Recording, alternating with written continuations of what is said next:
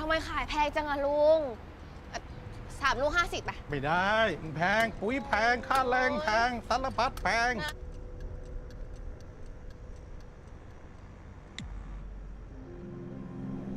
นะลุงนะ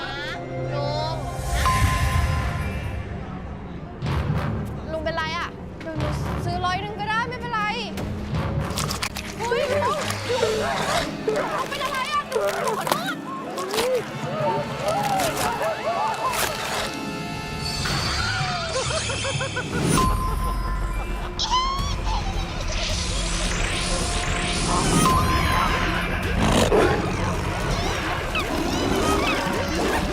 ท่านผู้ชมคะเมื่อสักครู่ที่ผ่านมาเราได้รับรายงานข่าวจากนักข่าวในพื้นที่ว่ามีฝูงชนคลุ้มคลั่งเป็นจำนวนมากเนื่องจากการกลับมาของแร็กนาร็อกออริจินค่ะ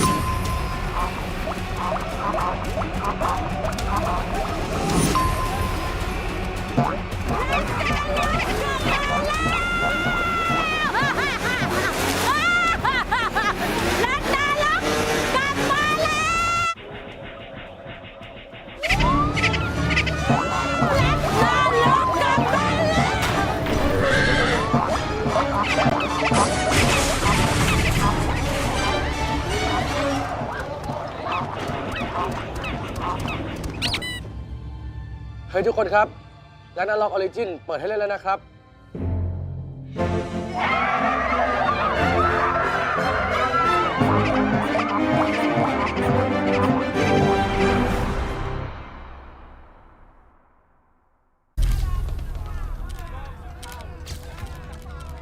ท่านคะ ท่านมีความคิดเห็นอย่างไรกับสถานการณ์เกมในตอนนี้คะ ผมจะแบนเกมทุกเกมให้หมดไป เพราะผมเชื่อว่าเกมเป็นเรื่องที่ไร้สาระ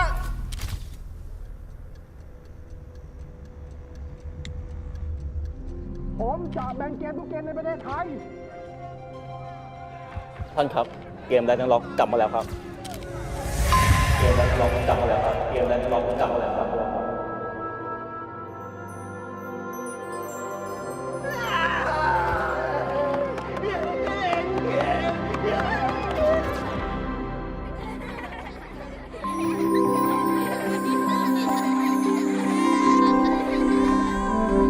อยากเล่นเกมอยากเล่นเกม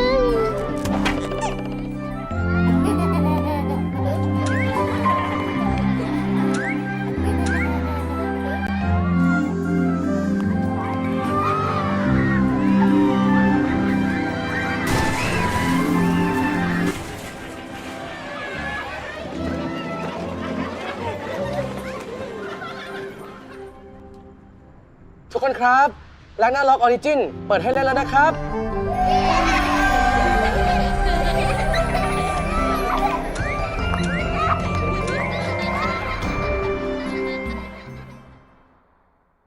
ถ้า有吃人มันในตัวเอง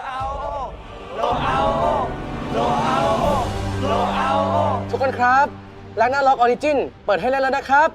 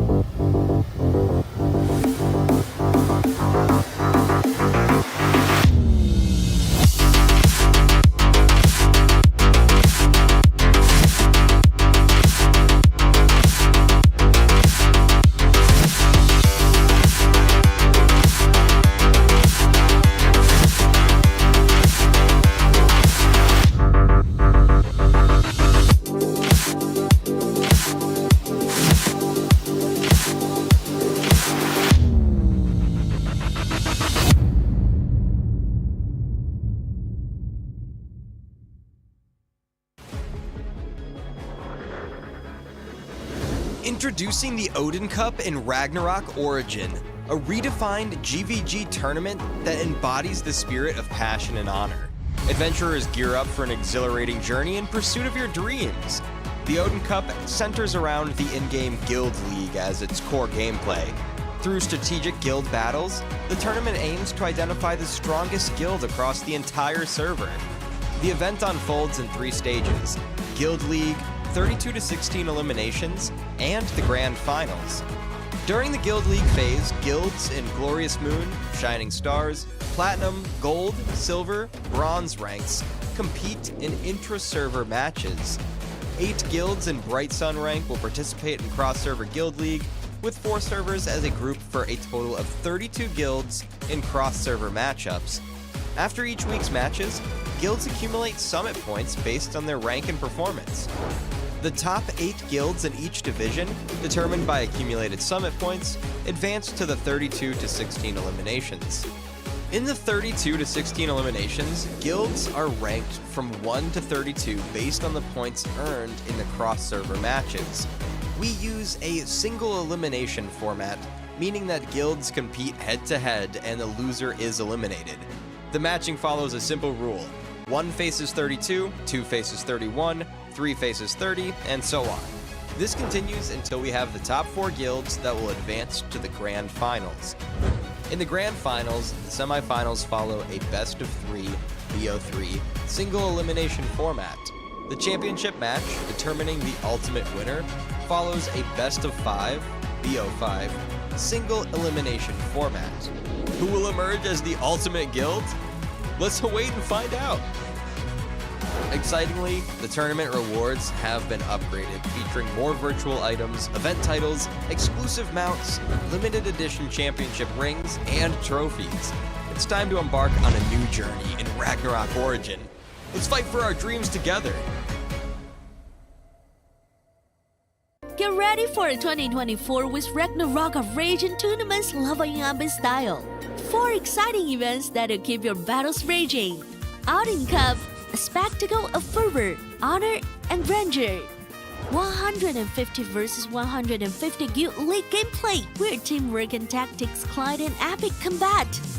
The Champion Guild receives exclusive rewards, including the Champion Mount, the customized honor ring, and the prestigious event trophy. Valkyrie Cup focuses on fair competition, a competition with 5 versus 5 team clashes. Dish the power stakes, pick your favorite character, and let the games begin. Everyone's invited. And we're even taking the party offline to cities near you. Cash prizes are up for grabs. Thor Cup, 10 versus 10 showdowns. Each guild can be split into 2 teams of 5. Pick your map and let the band and big games begin. And now our first World Championship. Valhalla is the pinnacle of ROO tournaments. The best guilds worldwide are gearing up for ultimate clash. Offline events, crazy competition, and the quest for the mightiest guild on the planet. Who's gonna take the crown? Stay tuned! It's gonna be legendary!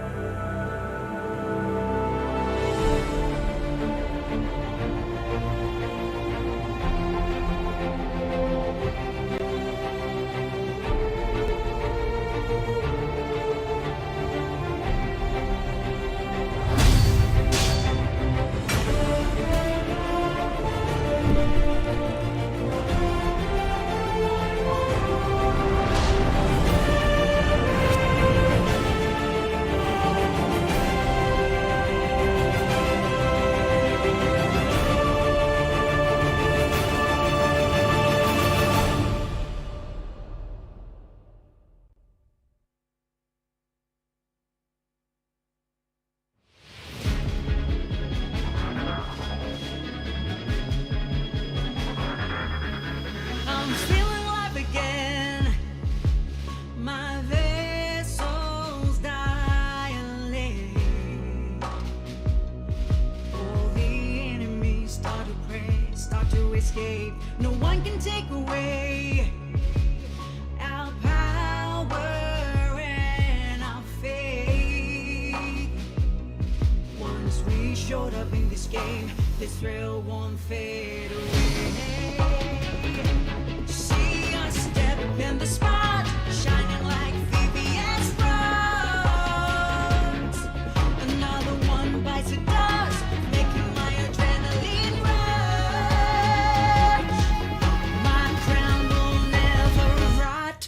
'Cause I'll ignite the flames of new life.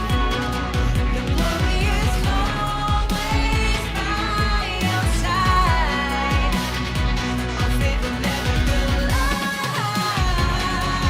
Through the dark night, there's always a light, always a sign, showing that we will win this fight. When you feel like everything's dead and in, so hard to stand, the whole world's like a train. Keep taking an L, everything's in vain. You feel so powerless with your bare hands. Speak it out even when your voice shaking, cause we'll make it. Our steps be groundbreaking. We'll be the blockbuster of the season for the sake of freedom. Keep dreaming, compete for the dreams till they retreat. Put on some speed till you hit the beat. Keep moving forward even when your heart's bleeding. Y'all know where we're really glass ceiling. Believe it, hang on for victory. Write a new chapter of history. Don't let anyone define your limit. Sometimes the loss has a lot of meaning in it. Now I'm a loaded gun with a lot of ammo. Fragile like a bomb, don't crush my ego. Expand the scope, I'm ready for war. Cause fantasy doesn't excite me anymore. 'Cause I'll ignite the flames of new life. Your glory is always by your side. Our faith will never collide. Through the dark night, there's always a light, always a sign, showing that we will win this fight. Win this fight.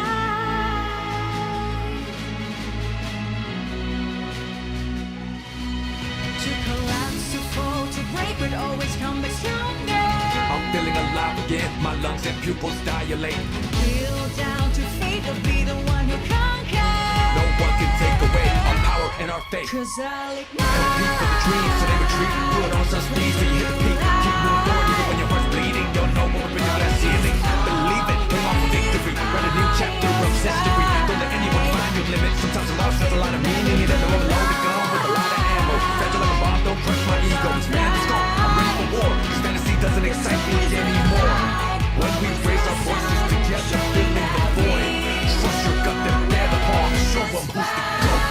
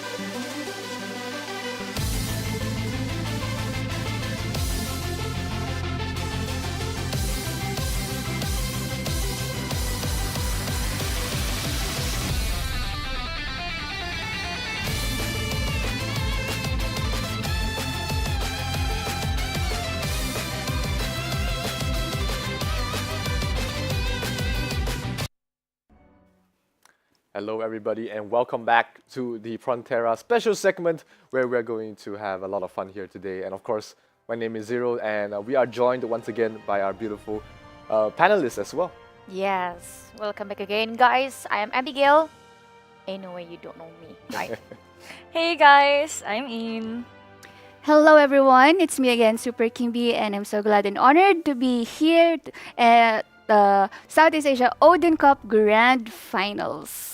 Yep, absolutely. And you can see we've changed the banners a little bit. We're here for the Grand Finals and that's going to be our only match for the day. It's going to be Rise versus Frontera 1 in a best-of-5 finals, and it's been a long time coming, right? This has been how it was the previous season, but now both of them get another chance to prove themselves on the biggest stage. Exactly, and this is a very interesting storyline for both of them.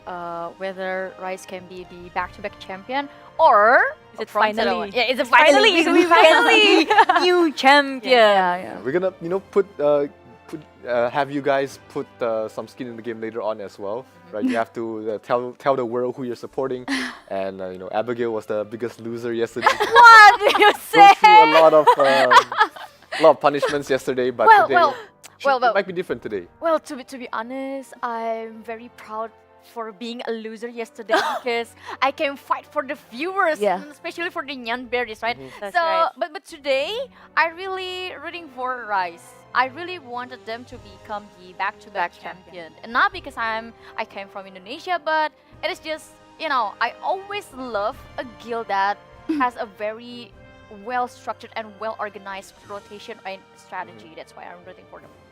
Okay. Go ahead. Me? Is it me now? No, we won't go into. Okay, you don't have to lock in your answer yet. Not yet. I'm thinking about it. You have some time to think. But yeah, today we're gonna have a lot of rewards for all the viewers as well. Not just from the punishments, but also from just the redeem codes that everybody will be getting today. We're gonna have a lot of great prizes for everyone to be able to get as well. So make sure you watch it on our official platforms and stay here with us because you will definitely want those codes to get to improve your character. Of course, sure. we're not That's going right. to give you only one codes, but we will give you tons of codes, and it is not also not included with the prizes from Discord, the prizes from the games that we will going to play for you. So you better stay tuned with us until the end. Yep. So there are like a lot of codes, not just like I think yesterday we have them do a format like your messages for your favorite team plus your UID. UID. Later. Yep, we're gonna have it today as well. So you have to think about it now. Yep. Like creative messages, messages that stand out, give you a better chance to walk away with the prizes. Of course, you have to follow the format as well. It's your supportive message along with your UID to be able to be eligible for those prizes. So definitely you want to stay tuned to the stream as well as our official website to get yourself updated with all the tournament information for Ragnarok Online Origin. Yeah, That's so make right. sure you follow every single our social media, whether it is the YouTube, the Facebook, the Instagram, or even join our Discord because there will be lots of bountiful rewards for every single person in Ragnarok Origin. So much love for Ragnarok. Yeah. Yeah. Yeah, those are some really cute. So much love you wanted to take it home. I also want to take this home. I'm gonna do very nice pillow and blanket. It's a dumpling. A dumpling. It is Pouring dumpling. Yeah, I think Poring's the most iconic monster from Ragnarok Online, and definitely the moment you see it, you already know that this is Ragnarok Online. Yeah. That's something really interesting to see for all these very historical games, especially from our childhood as well. Games. Oh yeah, I think the very first time I played Ragnarok is when I was in elementary school. Wow. That That age old. shows. That's 40 years ago, right? Abby? That's 40 years ago, right? Abby? I'm sorry. So it's like How old are you, Abby? How old are you? 31 this year. Okay, so let's take a look at the how all these teams made it here to the finals of the Odin Cup. We started with 32 teams. Actually, we started with a lot more different guilds. Yeah. They were fighting it out in the Summit League. They had a long road over here, but we're here at the Grand Finals. And it will be Frontera 1 facing up against Rise. This is the repeat of the finals from Season 1.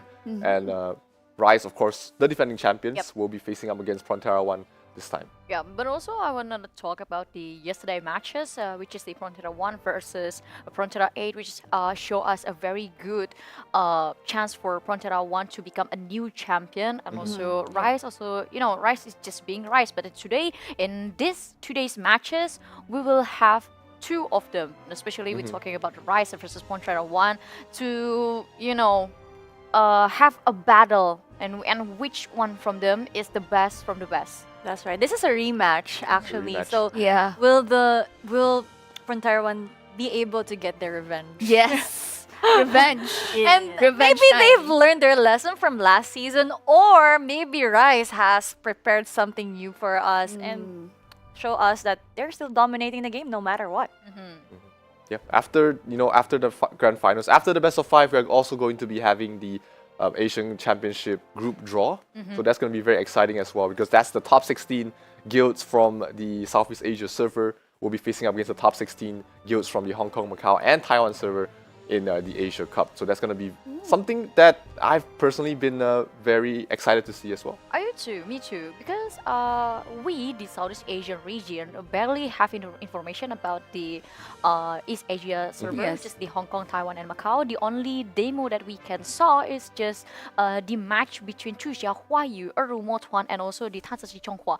That's the only 3 guilds that we already saw the performance. But how about the other 13? We don't know Yeah, anything. it's just no information on them, which gives them an advantage because information is half the battle. Exactly. That's right. And also the difference between the meta between each region is also very fascinating to talk to. I mean, like Southeast Asia, in every single game, in every single competitive game, they are very well known as a very aggressive one. But now they're changing. I mean, like I really love the way Southeast Asia region adapting the strategy from East Asia region, which is a very slow pace, but a very well-structured defensive organized. strategy, and also very organized. And it is very interesting too to see that the East Asia region also try to apply the same thing from Southeast Asia.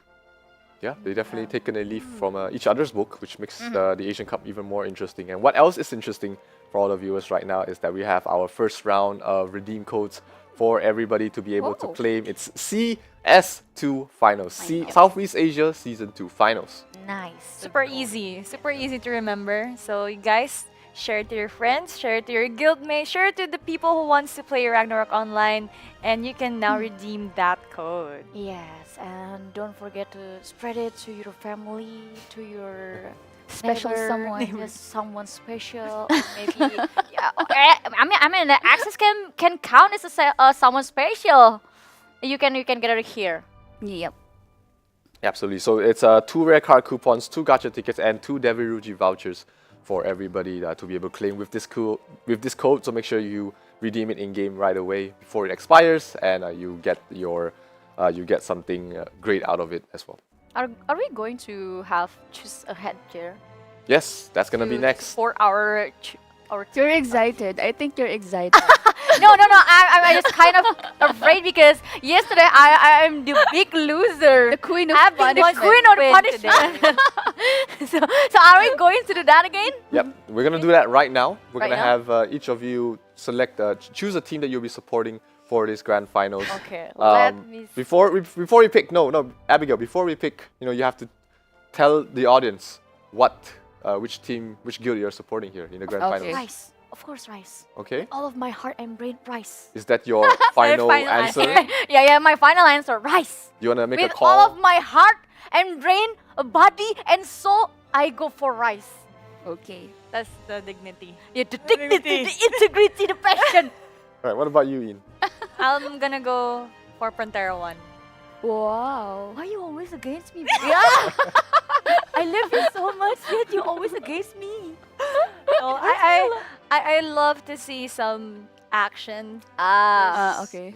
This finals. So I'm gonna vote for Frontera 1. Make me happy, Frontera 1. Kimby, you're my baby. Okay. I think this is against Abby and In now. Who am I supporting, Abby or In? Kimby. I think because for me, rice is life. Rice is life. Yeah. Okay. Rice is life. Wow. That's We have the same pronunciation. such a Filipino Couldn't agree thing to say. Yeah. Rice is life everywhere I go. Any time of the day, rice is life. So rice. Okay. Yes. So we have We're in this together. two of our guests supporting David! Rise. You should vote, but we should vote. I mean, you should be Frontera 1 too. How come? I don't know. I don't want to be alone. I don't want to be alone with the punishment if I lose. No, It sounds like you don't give Follow me my heart. freedom. Yes. Okay. Or your brain? For me, I've always been very amazed by how Frontera 1 executes their strategies and movements and how they play generally. It's always as a guild, so I'm gonna go with Frontera 1. I hate him. I hate him. I hate David. I'm so flying for. I'm so flying. Yeah, it's from me, from David, and I think this is the right time after we choose which guild we are rooting for. So I think it's our time to choose our headgear. Yep, Wait, so what's- choose a what's headgear, that choose an buff? accessory from there, Yeah, and tell us why. Tell us why you choose. I know Your accessory. in is going to choose the crab. Can I choose the shark instead? You want to become the baby? She evolved. I evolved. today. From She I evolved ate the today. crab. That's Is that a shark? kind of Yeah, surprising. It is shark. Baby is it shark. a dolphin or a shark? Yeah, I was Could be a confused. dolphin. No, it's a shark. It has sharp teeth. Okay. Okay. Okay. It looks angry, so it's probably a shark. Okay. So what do you want? I have this. Very cheap. I $1, think $1, this $10. Not Chicken. chicken. Oh, is this a chicken? Is this? I think It's a that's chicken. a duck. Duck or Oh, chicken? duck. Oh, duck. Okay. How about you? I want you to. I'll choose something myself. No. No. I'll choose something. You don't have myself. any freedom of speech in here. They've been always fighting since we got here. I like this. Yeah. I like this. Actually. Wow, you wanna be a wolf? Wow. Husky Well, mask. Well, I think this kind of suited him well because men are wolves. I choose not to answer that agree? question. So yeah, Men no? are wolves. I haven't choose yet. Okay. Men are wolves. Why? It's a Indonesian saying. that- Ah. Oh, nice. Oh, nice. Oh, nice. Aloha. Aloha. Oh, nice. Going Aloha. for the Hawaiian feel. You should go for the fish. Oh, is it a fish? Oh, nice. Oh, nice. Aloha. What's it? Fish and fish. Fishy. Fish. So we're gonna have to ask each and every one of you to give a little performance with the theme of the headgear you chosen. Performance? Yeah. Performance? It can be a dance. You can act out. We didn't do that yesterday. Why? That's why we I have to thought do we it will today. just host today. That's why we have to do it Can today. we change the host? This is a fraud. This is a fraud.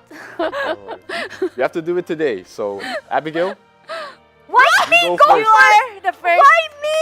Go, Why Abby. me have to Go, be the Abby. first? Why Go, always go. me? This is a bully. Go. Can you play a music? What for me? performance? What performance? it can be anything. It can be a dance. It can be acting out a character or a monster or something that goes along with your accessory Oh, that okay. you So chosen. let's do the dance. Let's do a dance. Let's do The a dance. Hawaiian- Can you turn on the music, please? I'm so ready, man. I'm so ready, man. I'm so ready, man. All right, let's turn on some music for Abigail. Go, Come Abby. on, come on. Let's go, Come on, Abby. give me the music. Give me the music. Can we have Elite? What? Can we have the Korean song? Elite?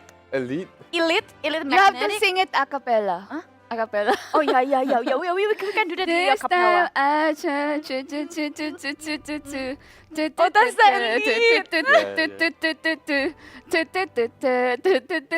Right, I don't think Abigail needs music. She's, Oh, yeah, I need the music. she's I need the in music. the zone. No more music needed.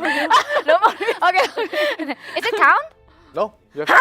You can do it. Do you want to do it with music? We will sing for you. Oh, so both of you sing and I'll dance. I don't Okay. even know. We'll just hum. Okay. hum. Okay. Let's go. This. Okay, 1, 2, One, 3, two. go. This time I want you. Oh, now that's the music. No, that's the music.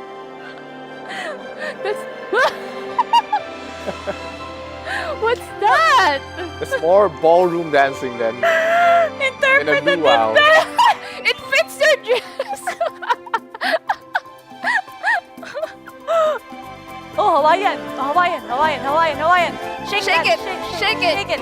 Shake it. Shake it. Shake it. I can't. Alright. Hey. Hey. Hey. Hey. Hey.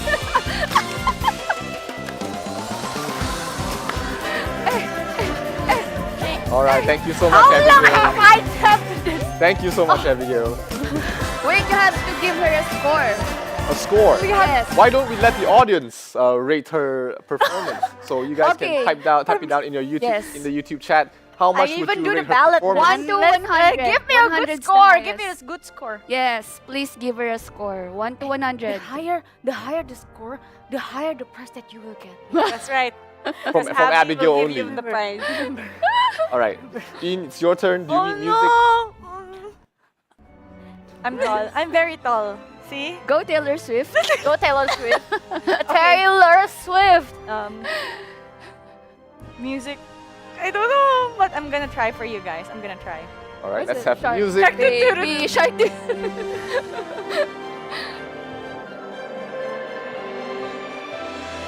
Wow. The, Very girly. Wow, very girly. For that dress. the princess theme song. Yeah. The orange hair princess. Yeah. Careful. Wait. They just hold it. Okay, are you okay? Okay, you're gonna hold it? Okay. Oh, the crab dance. She danced like a crab. Hey. Alright, thank you so much, Ian. Oh my god! And now, Super Kimby, it's your turn. Wait, her score. Yep, so same thing. We're gonna have a score, No, you you guys. give them a score also. So I'll choose the score. Yes. Abby first. Abby first, okay. I think Abby was a solid 70 out 70? of 100. Yeah, 70? Look at Abby. Look at Abby. was She's threatening I David. deserve 90 at least. it was a bit out of pace. A bit too slow for the music. Wow. Professional. Okay. Right. Okay. How about So I think Ian is a good 80. wow? With a Yeah, it was At the a end. very unique, very original performance. Original. Yeah, I'm like the it's also original. Yes. And of course, Give me. Now it's your we're gonna turn. have Kim's performance very soon. I thought you forget about me. No, of course not. We will That's why not I'm forget about redirecting not the not topic. forget about her, Super Kim's Oh my performance. God. Is she's gonna be the last one for the performance do today, this. and it has to go along with your accessory, the team that you've selected, and is it a duck? Is it a chicken? I don't know. I don't I think even it's know. duck. I think it's a duck. It's a Because duck. of the beak. Well, I think so. But it's, Whatever. But it is a little bit confusing because the mouth is red, and normally Chimkin has red. Red. mouth. Red. Yes. Yeah, chicken. Okay. Yeah, make sure you type in the supporting Chicken messages dance. for our guests as well as the teams. And right now, let's welcome Super Kimby. You have the stage. It's all yours. I look like a squid. I look like a squid. Whoa! Oh! She came prepared with her outfit. Oh!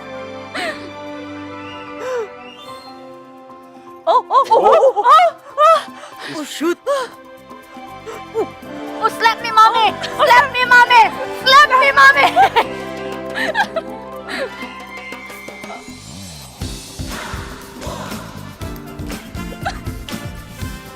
Is that a mummy dance? Yeah, your mommy dance. Oh! All right, thank That's you so much. almost like a whoa. So much, Kim.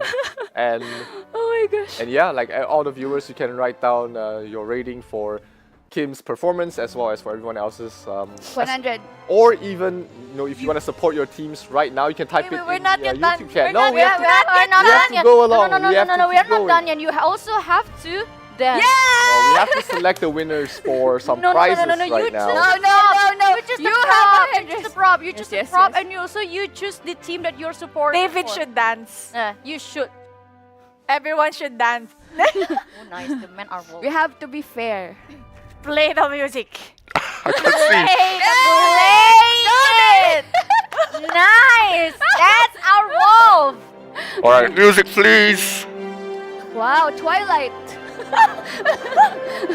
What? What's that? The fish? Why is it a fish? I have no idea. What? Boogie Wonder. Off tempo. All right, it's a bit hot. Okay. It's a bit hot in the Now I get why David chose this. So you can't see my face. Yes. Exactly. That's I think so. that's the entire reason for that. And yeah, now we get to of course we you guys. have to score. Give a score to him. Score. Okay. Um, You guys can give a score. I give For off tempo, for missing the beat. So harsh. She took it personally. She took Yeah. it so personally. So yeah, you guys can leave your supporting messages in the YouTube chat as well as if you want to give the rating for our performances as well, you can leave it along with your UID, and you will be able to stand a chance to walk home with some cool prizes this time. It's 1,500 diamonds for 3 lucky winners. So make sure the format is correct, and you stand a chance to walk home with 1,500 diamonds. So format has to be correct. You have to have your UID in your supportive message, and you might be selected to win the prize. Yeah. Yeah. Please don't forget to give a high score for us, except David. Because the higher the score that these 3 girls get, the higher the prize that you will receive. I guarantee that. She's trying to bribe the audience here. Of course, that's a marketing, man. Yeah, she gave out Nyan berries yesterday. Oh, that's true. That's true. She you has know. the right. Abigail was the power. She was I the have the biggest power, 'cause contributor yesterday. Exactly. I have the power because I am the only one person who unlocks Nyan berries for every single live stream. Yeah, today we're gonna have a rather interesting end of the day as well, because we have two different teams. Yeah. Me and Ian supporting Frontera 1, and Abigail and Kim supporting Rise. Rise. I really want to see both of the blues. Yeah. Nah. Me too. Let's Me go, too. Rise. I Let's believe. go. Oh my God. There's We Rise. believe. Let's go, Rise. Let's go, Rise. I think Frontera 1 might win this. You can dream about that. You can dream about you can dream about that.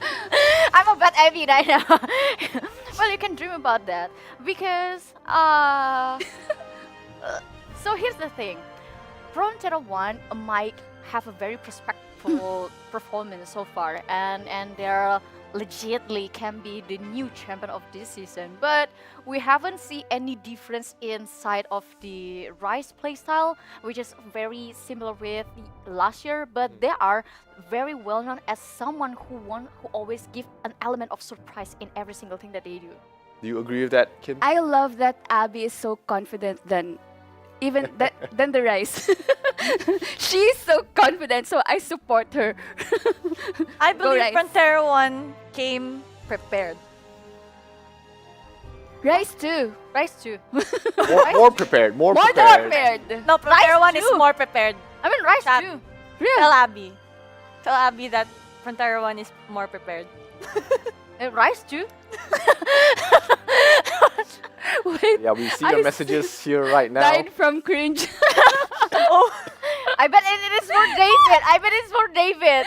Yeah, I bet. just But make but sure this the is- messages are yeah, correct. yeah, with but- the UID, and Yeah. then a chance to win Exactly. additional prizes. Well, it's time, guys. We are about to pick 3 winners from the chat. So type in your message if you're supporting Rise or Frontera 1 plus your UID and hit the enter button. Exactly, and also I see lots of correct format in here, and I really want to see every single person in the live chat using the right format also, so you had a better chance to win the prize. I mean, like 1,000 diamonds, man.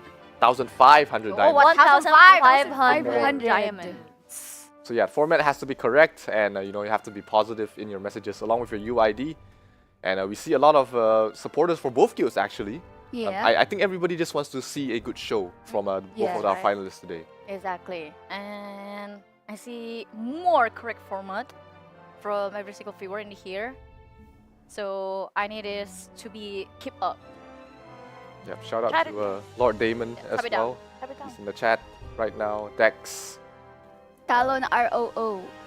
What's up? Yeah, so keep the messages coming, keep them coming, and I know we'll be selecting 3 winners for the prizes very soon. So make sure you have the right format. Make sure you type it in the chat, and we'll be selecting the 3 winners in 5, 4, 3, 2, 1. Stop. And we're gonna stop it right here. And if your name is here in this chat right now, and if you have the right format and with the UID, you will be getting the prizes. So don't have to message anyone. You don't have to message support. You don't have to send any emails, because they will be sent directly to your in-game mail within 10 working days. Exactly. So Sit and don't relax. get mad easily, because we need time to prepare every single rewards for you. But just to let you know, every single prizes will be sent direct to you. Yeah, exactly. So let's talk about our first match. I'm sorry, our only match for today. This is the grand finals of the Southeast Asia Odin Cup Season 2. And Rise, the defending champions, as everyone well knows, going up against Frontera 1. This is a rematch of the previous season, although we did see a huge change for the side of Frontera 1. They are a collaborative effort with another guild from their server, which is called OS System. And, Ian, since you're supporting Frontera 1, do you think that gives them an edge this time?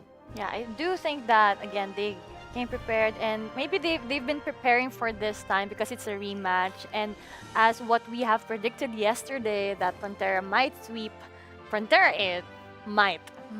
But they did. Yeah, but they did. But they yeah. did, yeah, I agree yeah. with that. I wanted a So you 2-1. lost. Yeah. I wanted a 2-1, but they swept.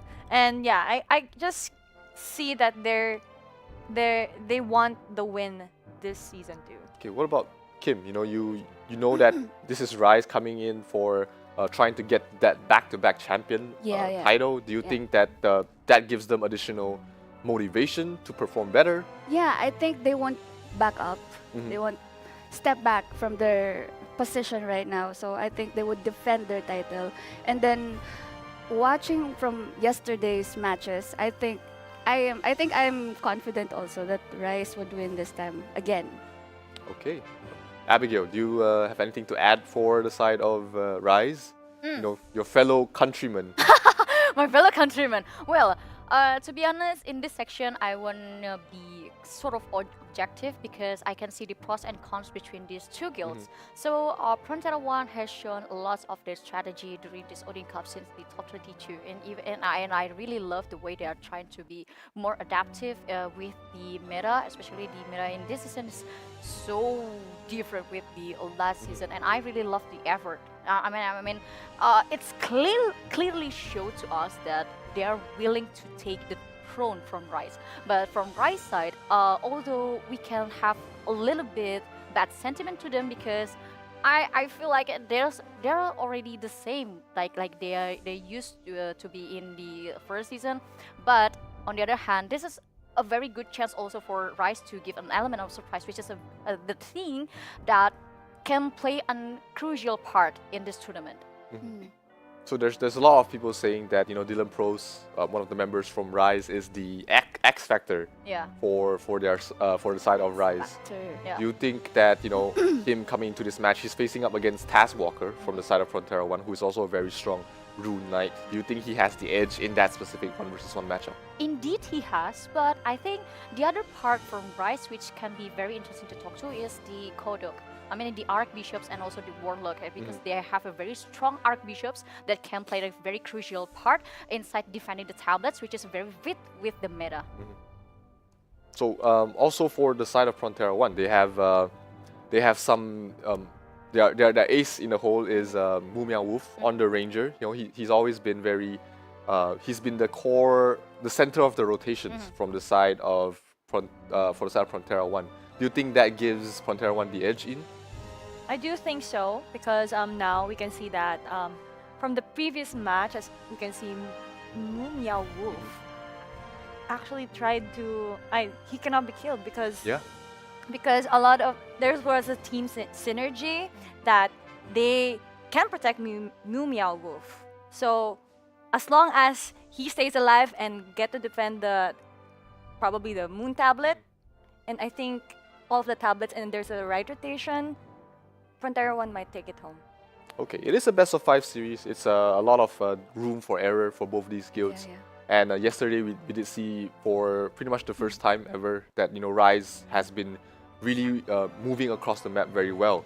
But their secondary battlefield has always been an issue. Do you think in this match specifically, Kim, that their secondary battlefield will be something that they will put more focus on for the side of Rise? I think 50-50. Yeah, because yesterday the other team dominated the secondary battlefield, which gave buff to the main battlefield. But in spite of that, that proves Rice was a very strong opponent because in spite of the buffs that was given from the secondary battlefield, they remained strong and they captured the moon. And after they captured the moon, they never let go of the moon. So, I mean, they set the pace for the game. They set everything, and then the opponent just followed. So I think they have a big chance. Okay, well, you heard it from our guests here in the Frontera guest panel, and we will have our answers for this very soon as we are going to head into the grand finals of the Southeast Asia Odin Cup. This is going to be Rise going up against Frontera 1 in a best of 5 series. You definitely do not want to miss this because it's happening in a very short bit. So ladies and gentlemen, don't go anywhere. We'll be back with the grand finals very soon.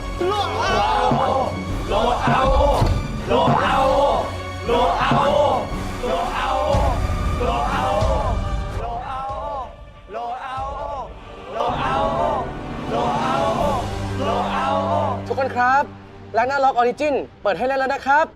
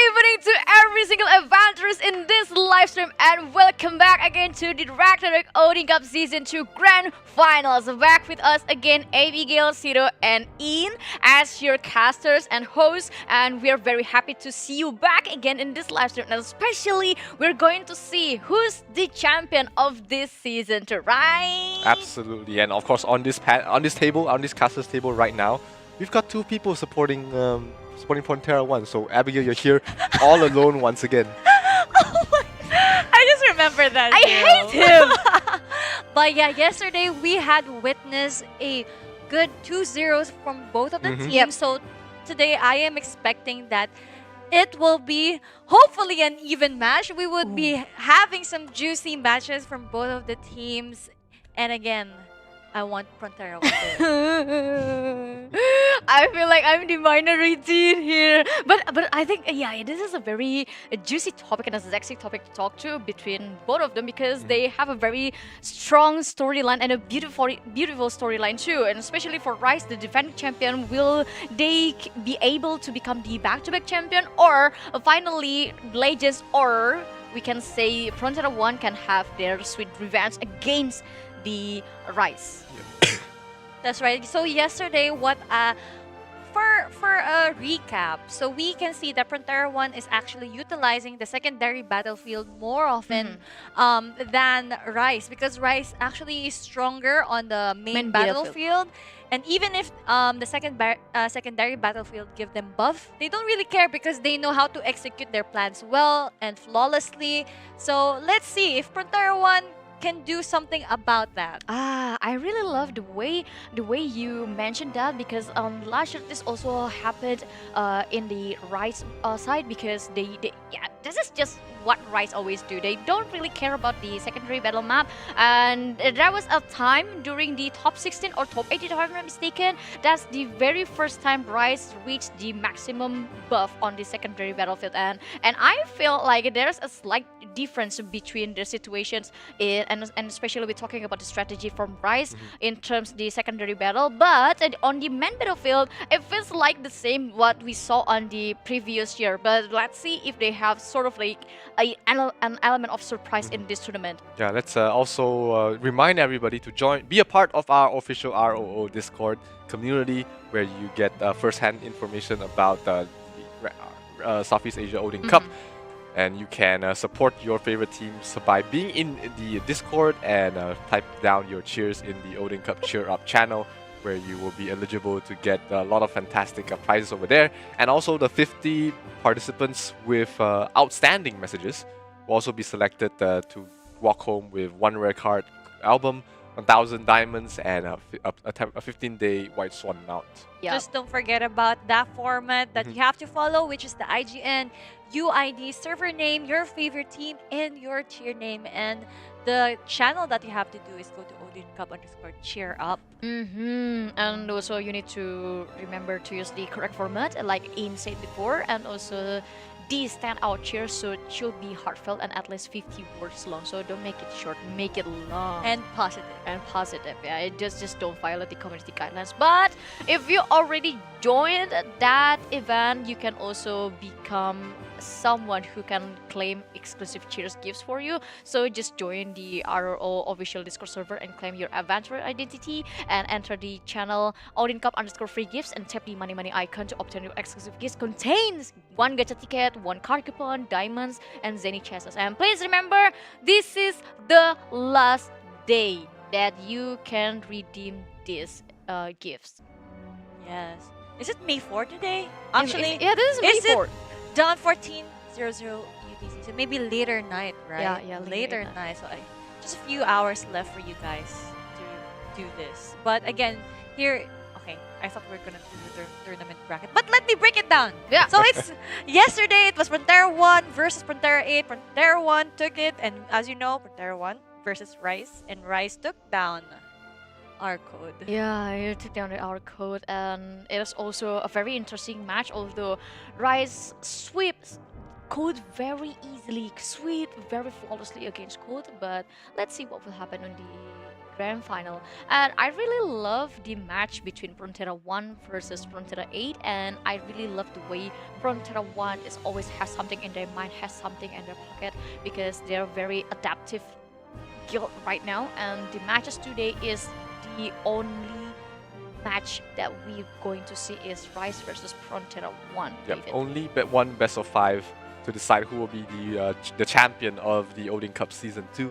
And we'll be closing out the day with the Asian Championship group draw as well. So that's going to be something that's exciting, at least for me, to see how the other guilds from other servers will face up against each other. Yeah, because we barely see any demo from the East Asia server, which is the Hong Kong, Taiwan, and Macau, and we only have the 3 demos from 3 different guilds, and I think it is not really enough. While on the other hand, the East Asia server has one step ahead against Southeast Asia in terms of the demo, because every single tournament in this Odin Cup always streamed in our official YouTube channel, whether it's in English channel or maybe the other languages. So I think it will be good for the East Asia server to learn a lot from us. But with a very short demo, with a very limited demo, I can see that lots of people from Southeast Asia also try their best to learn how to beat the East Asia server, which is very interesting too. Yeah, we can see that yesterday Frontera 1 took a bit of a slow-paced game, which is different from our Southeast Asia server, which is we are usually aggressive.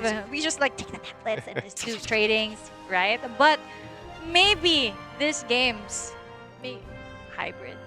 Maybe slow games, or maybe we can just see fast games like as the usual. It is a best of 5, so a lot of room for both these guilds to try different strategies, try different ways to win the game, because you have the room to make adaptations and changes to your strategy depending on how the series goes. So that's going to be exciting to see how the entire series finishes off.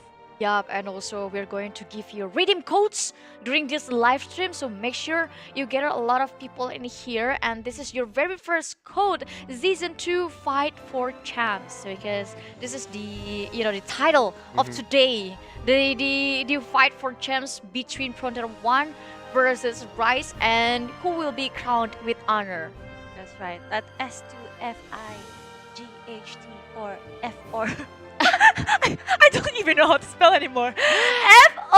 FORCHAMPS. Nice. Make sure to redeem that and share it with your guildmates and everyone watching or not watching the stream as well. Better yet, get them on the stream so that they are able to witness the action that is the grand finals over here, because it looks like it's going to be a very interesting one for sure. Yeah, me too.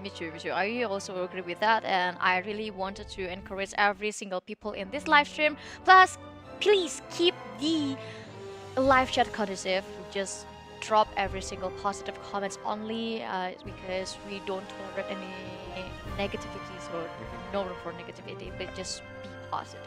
Abigail hates negativity, especially on when both of these guilds are trying their very best to be a part of history. That's right. And if you guys want to cheer for your favorite teams again, comment it down below, or just say, let's go Frontera 1, or let's go let's go Rise. Yeah, and then it's also okay for you guys to give a shout out for your guilds, your guild member. Shout out Abby. Or yes, shout out In, shout out Zero, shout out me, shout out Kimby. You can give a very positive shout out to everyone that you want. So just drop it in the live comment, or maybe you can give us a little bit of your analysis about how this match will go. But first, we're going to see the guild introduction between these two grand finalists. Let's check it out. Wow. Yeah, it is Rise facing up against Frontera 1. Rise, they were 100 million power. Yesterday. Yesterday. So that was a bit different now. So maybe they made some adjustments that lowered the power slightly, but could give them an edge in terms of the builds they're using. It could result in lower power, but it doesn't matter in the grand scheme of things. Frontera 1 is 105 million ahead, which puts them like 6.8 million ahead of Rise. And I hate this. Why? The nicknames. The nickname. Look at it. One is 0 and O, and the other one is V and W, and Here we The have only- the top players from Rise. It's Kodok, KCBNX, Tiki. yeah, Tiki. Tiki's the I Dora. love that you guys memorize it already. Just the- they're some of very them. famous, yeah. Yeah. And it's very familiar for us to see their main job because normally these guys always chance to the metas, and the only nickname that we can read comfortably is just Argon 1, 2, 3, 4. Who is Argon? I don't know, to be honest. I don't know. Interesting. He also changed his name. Maybe it's a new But- name. but maybe, at least- maybe different. Player? Maybe. No, I don't think Or so. maybe But same. I think it's just like Ian changed his name to become Zero. Yeah. Yeah. Just to confuse people, Just maybe. confuse people. And this is the top players for Frontier 1. And the Ranger has Meow to be Wolf. Moo Meow Wolf. And their very strong assassin is here to create a chaos or a hunt down every single strong players from Rise, and especially the squishy one, such as the Doram, such as the Warlocks. And I think it will be a tough job for the Assassin to take down the Archbishops. You know what I want to see?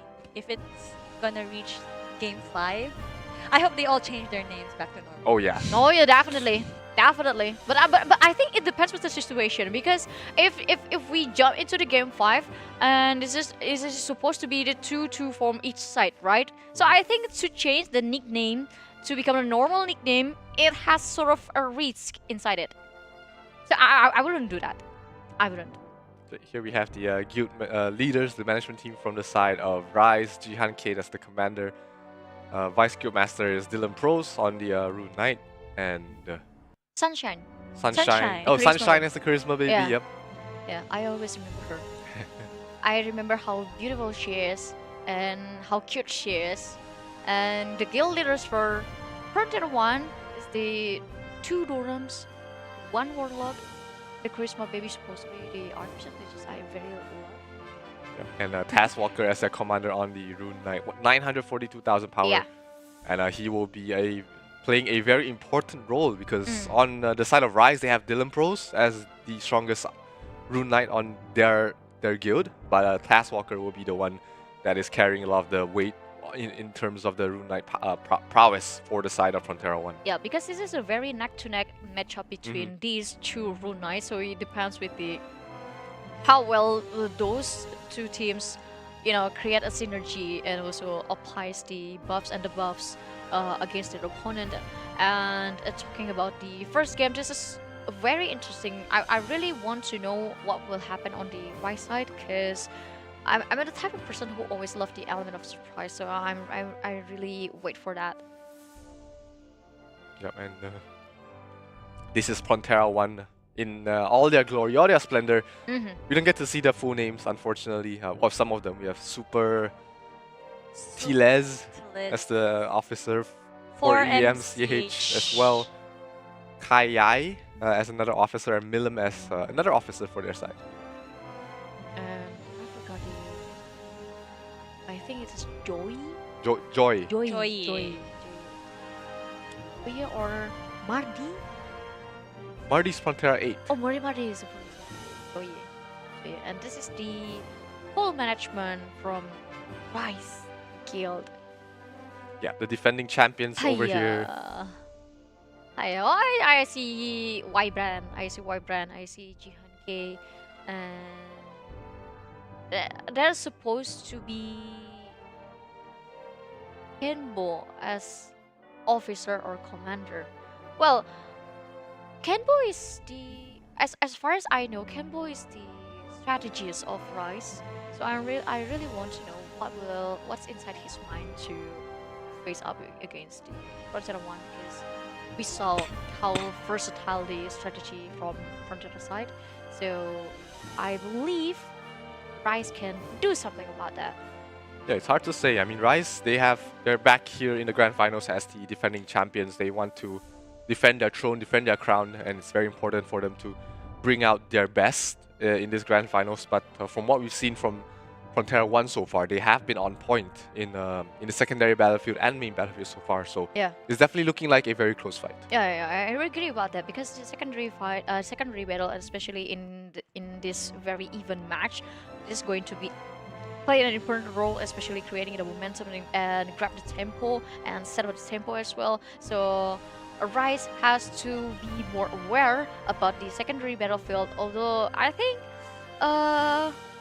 there's a high chance that Rise wouldn't reach the maximum buff for the secondary battlefield. As usual. As usual. As usual. But let's see if there's something different about them. I think in this grand finals, we will see a battle of composure and mentality for both of the teams, because both of them execute their plans very well. So it's either who makes the first mistake, and whoever loses their mentality here, or probably just that guild who makes a mistake, and if the other guild respond to it like very fast. Oh, this is a very interesting topic because when we talk about the mentality, this is where and when the mentality of Rise is being tested. Are they really have the champion mentality? Because when we talk about the champion mentality, it means you can always come back in every single kind of situation, whether you are left with 2-0 at first and you can give a reverse sweep to your opponent, and that's also the moment, a perfect moment, I mean, to see from the right side, right? Yeah, I think mentality is a very underrated aspect of the gameplay for a lot of the guilds. You know, they know the strategies, they know the movements, but the championship mentality, the champion mentality isn't present in everyone. Not everybody has that Mamba mentality, Yeah, and right. it's always important that, especially for the guild leaders and the management team, that they're able to instill that in their guildmates, even if they're down, like Abby said, if they're down 2-0, they always have to think, you know, one game at a time, one match at a time, one tablet at a time, one objective method at a time, and if they're able to play together as a one unit, as a single guild, then whichever guild has a better mentality is definitely going to have the edge as well. Yeah, but inside of Rise people, there's some players are known as the ex-pro player for competitive, another game competitive. So I think they also have an advantage in that. But I don't know about the Frontera 1. Maybe Frontera 1 also has some players in the high management that ex-pro player for something or somewhere, but if you have sort of that kind of player, it will give you an advantage too, because that's the person that will give a support, and they exactly know how to maintain the stress, how to maintain the mentality And the during pressure. the tough game, right? Yeah, it's a bit different this time, right? The season 1 we had a LAN finals and offline finals for the grand finals, and playing in another live, guild's a home on-site, turf. Yeah. Rise definitely had to face more pressure from the crowd, but you know they were able to utilize that and become stronger, become more confident in themselves, and you know they took the entire series 3-0. This time it's online, it's a little bit different, and let's see if it makes any difference in this grand finals. Since this is gonna be the battle of the pride, let's see who has that composure. I think both of the teams, they have the experience already because they already fought in season 1. Yeah. So they know how to face each other. So it's really up to the new things that they put up against each other, or probably who's more powerful.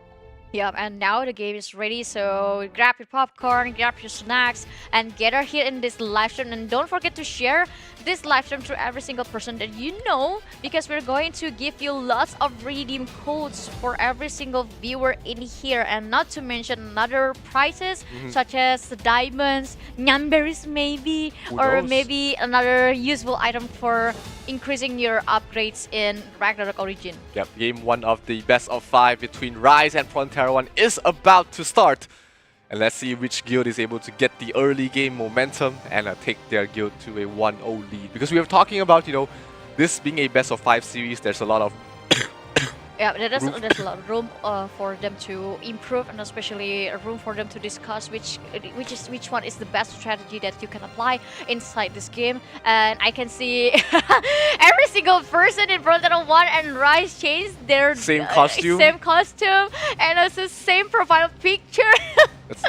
That's nice to see. That's nice to see. I mean, like I love this symmetrical hint like this, symmetrical detail like this, and this is down to the less than 2 minutes for them to prepare to scout the area and also to decide which kind of strategy is suitable the most for the first game, because the first game will play an important role, especially to give you a more boost to jump into the second game, right, David? Yep, absolutely. It's definitely very important to get that early momentum, get that early lead, and it allows your guildmates to play a bit more freely in this entire Best of 5 series.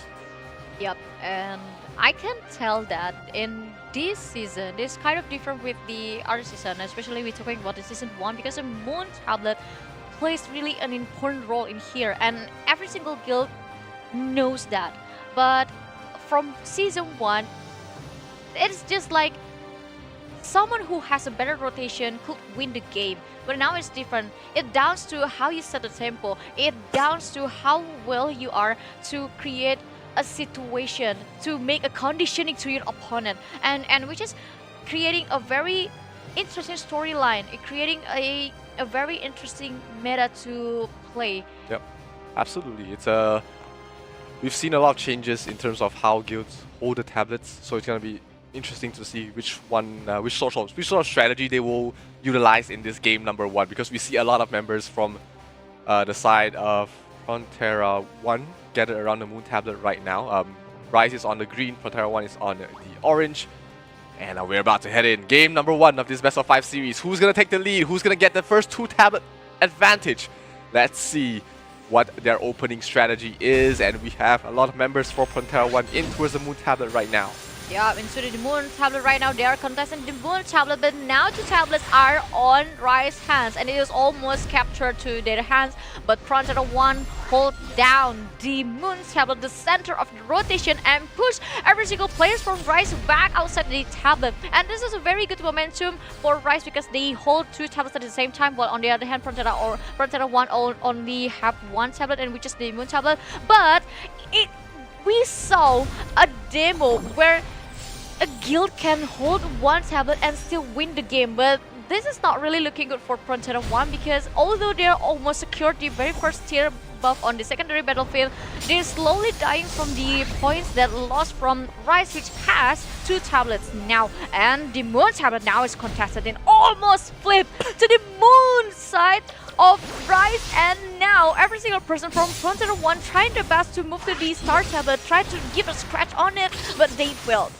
Yeah, it's hard for them. Oh, looks like Frontera 1 is mounting a defense here on towards the Moon side tablet, though they are clearing out the members of Rise at the moment. They will also contest the Star at the same time, so this bodes well for the side of Frontera 1. They get the tempo, they get the momentum back.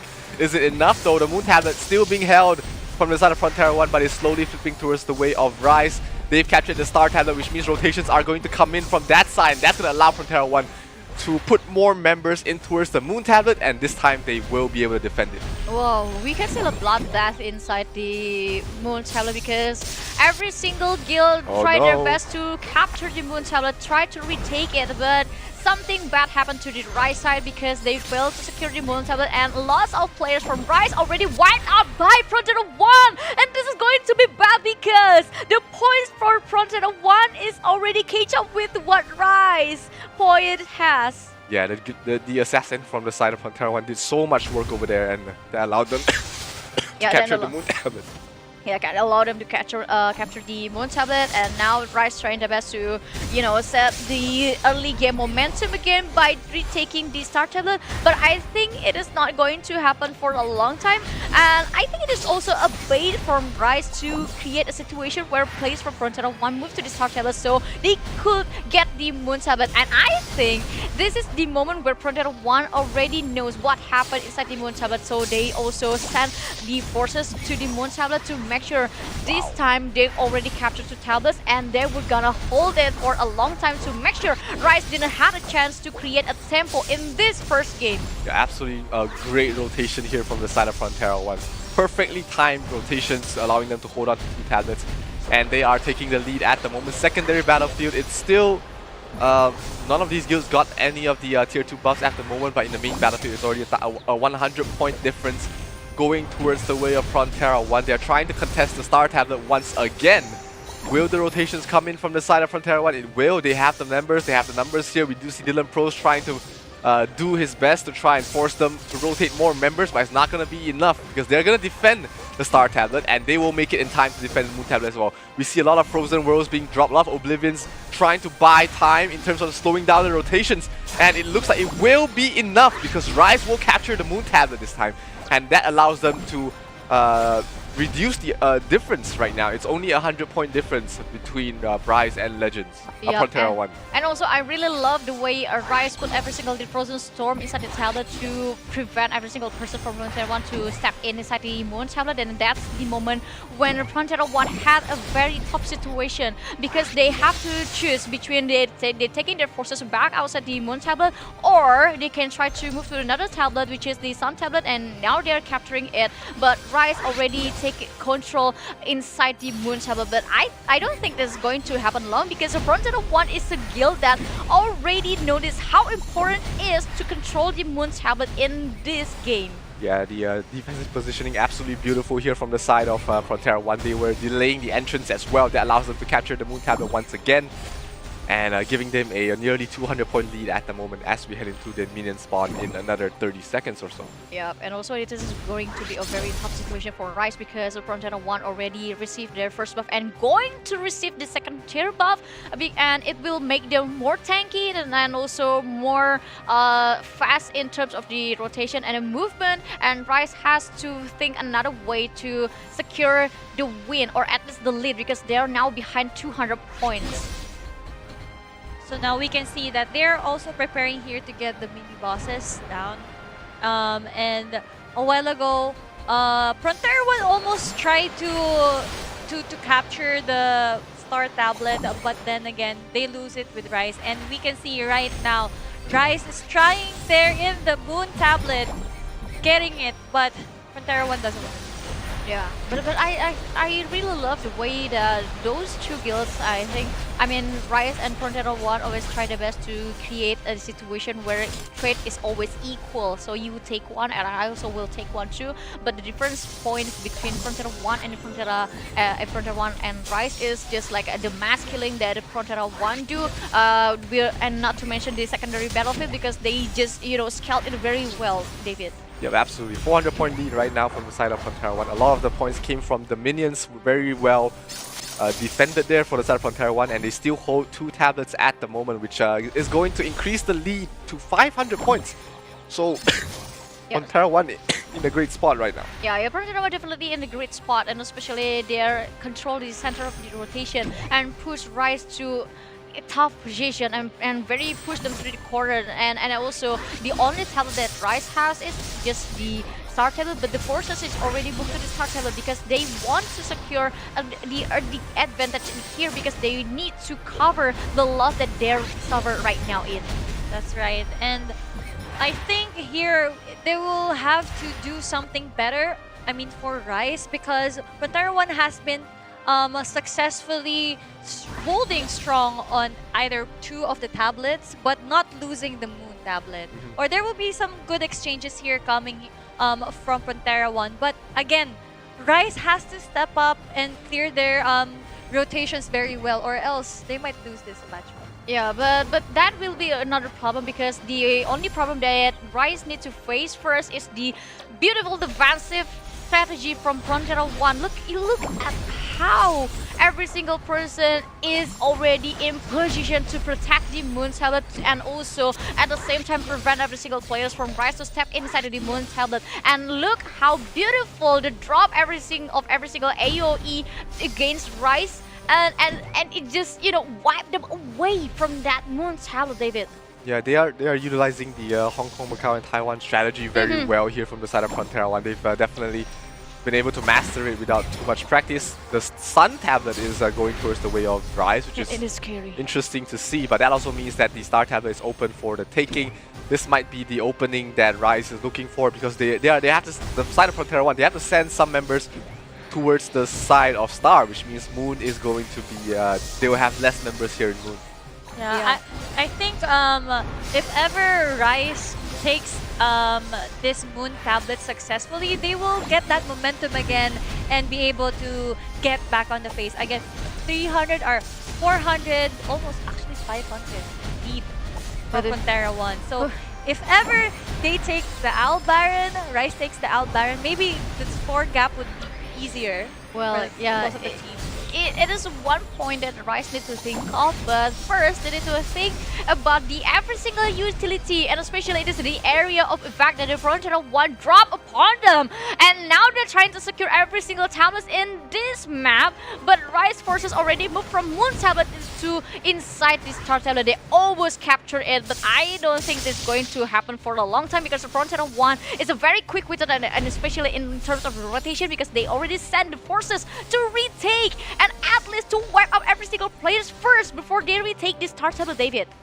Yeah, it's getting very close to the Owl Baron spawn, and that's 700-point lead that Frontera One has at the moment can really get flipped very quickly with just one Owl Baron kill. So it's going to be very important for Frontera One to have a foothold in the Moon Tablet before the Owl Baron spawns, because that will allow them the shortest rotation towards the Owl Baron. And also the side tablets, the mobs that spawn there are going to be very important as well. It's 30 seconds before the Owl Baron spawns. We do see Frontera One already making their way over there, recognizing the importance of the Owl Baron because they will secure the win if they get it.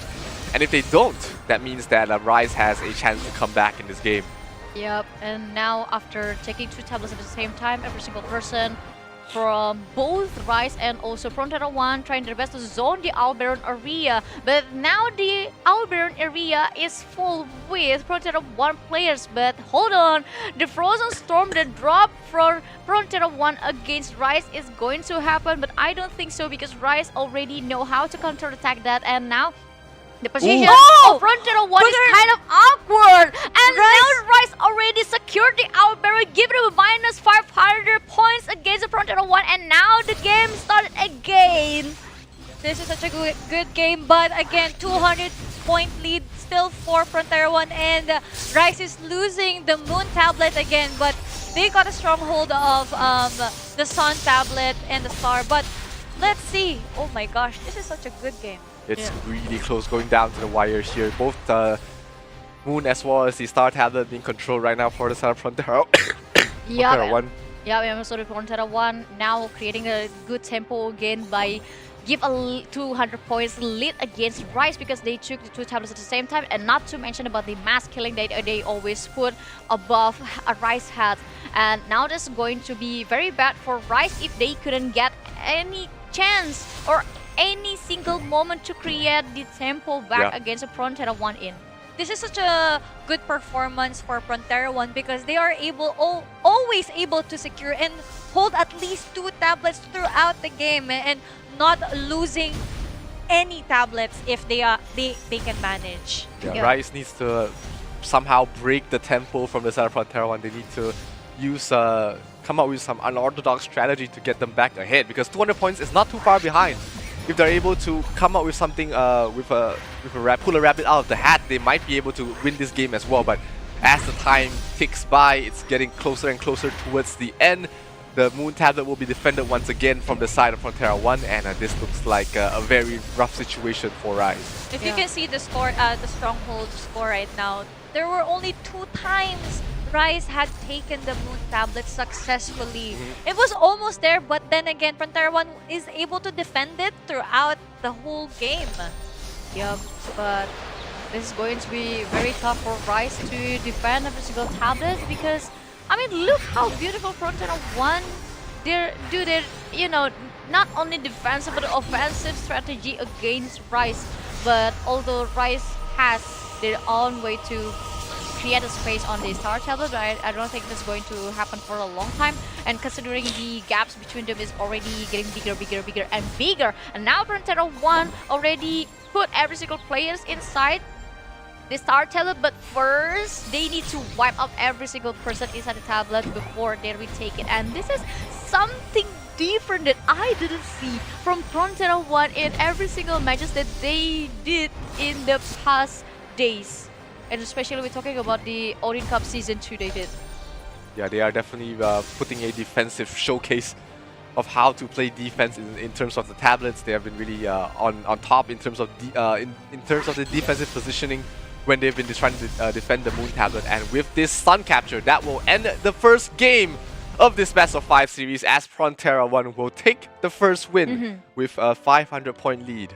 Yeah, and it is a beautiful show for from Frontera 1, and especially we can talk about how they play not aggressively, but more like effective and efficient. So the moment they capture the tablet, they just create a big donut and strong donut inside the tablet to prevent every single player from Rise to jump in, and even they know very well how to counter-attack the mechanics, which is play a very important role to break the formation inside the tablet. And I really want to give one kudos for that, and also the other kudos is to Frontera 1 how smart they are to create a situation, a conditioning against Rise. So they just basically, I saw sometimes Frontera 1 just let every single players from Rise retake the tablet, and now they just spamming the Frozen Storm.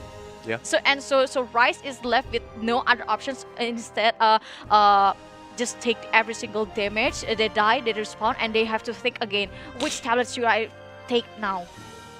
Yeah, there's a saying in basketball: offense wins games, but defense wins championships. And, That's right.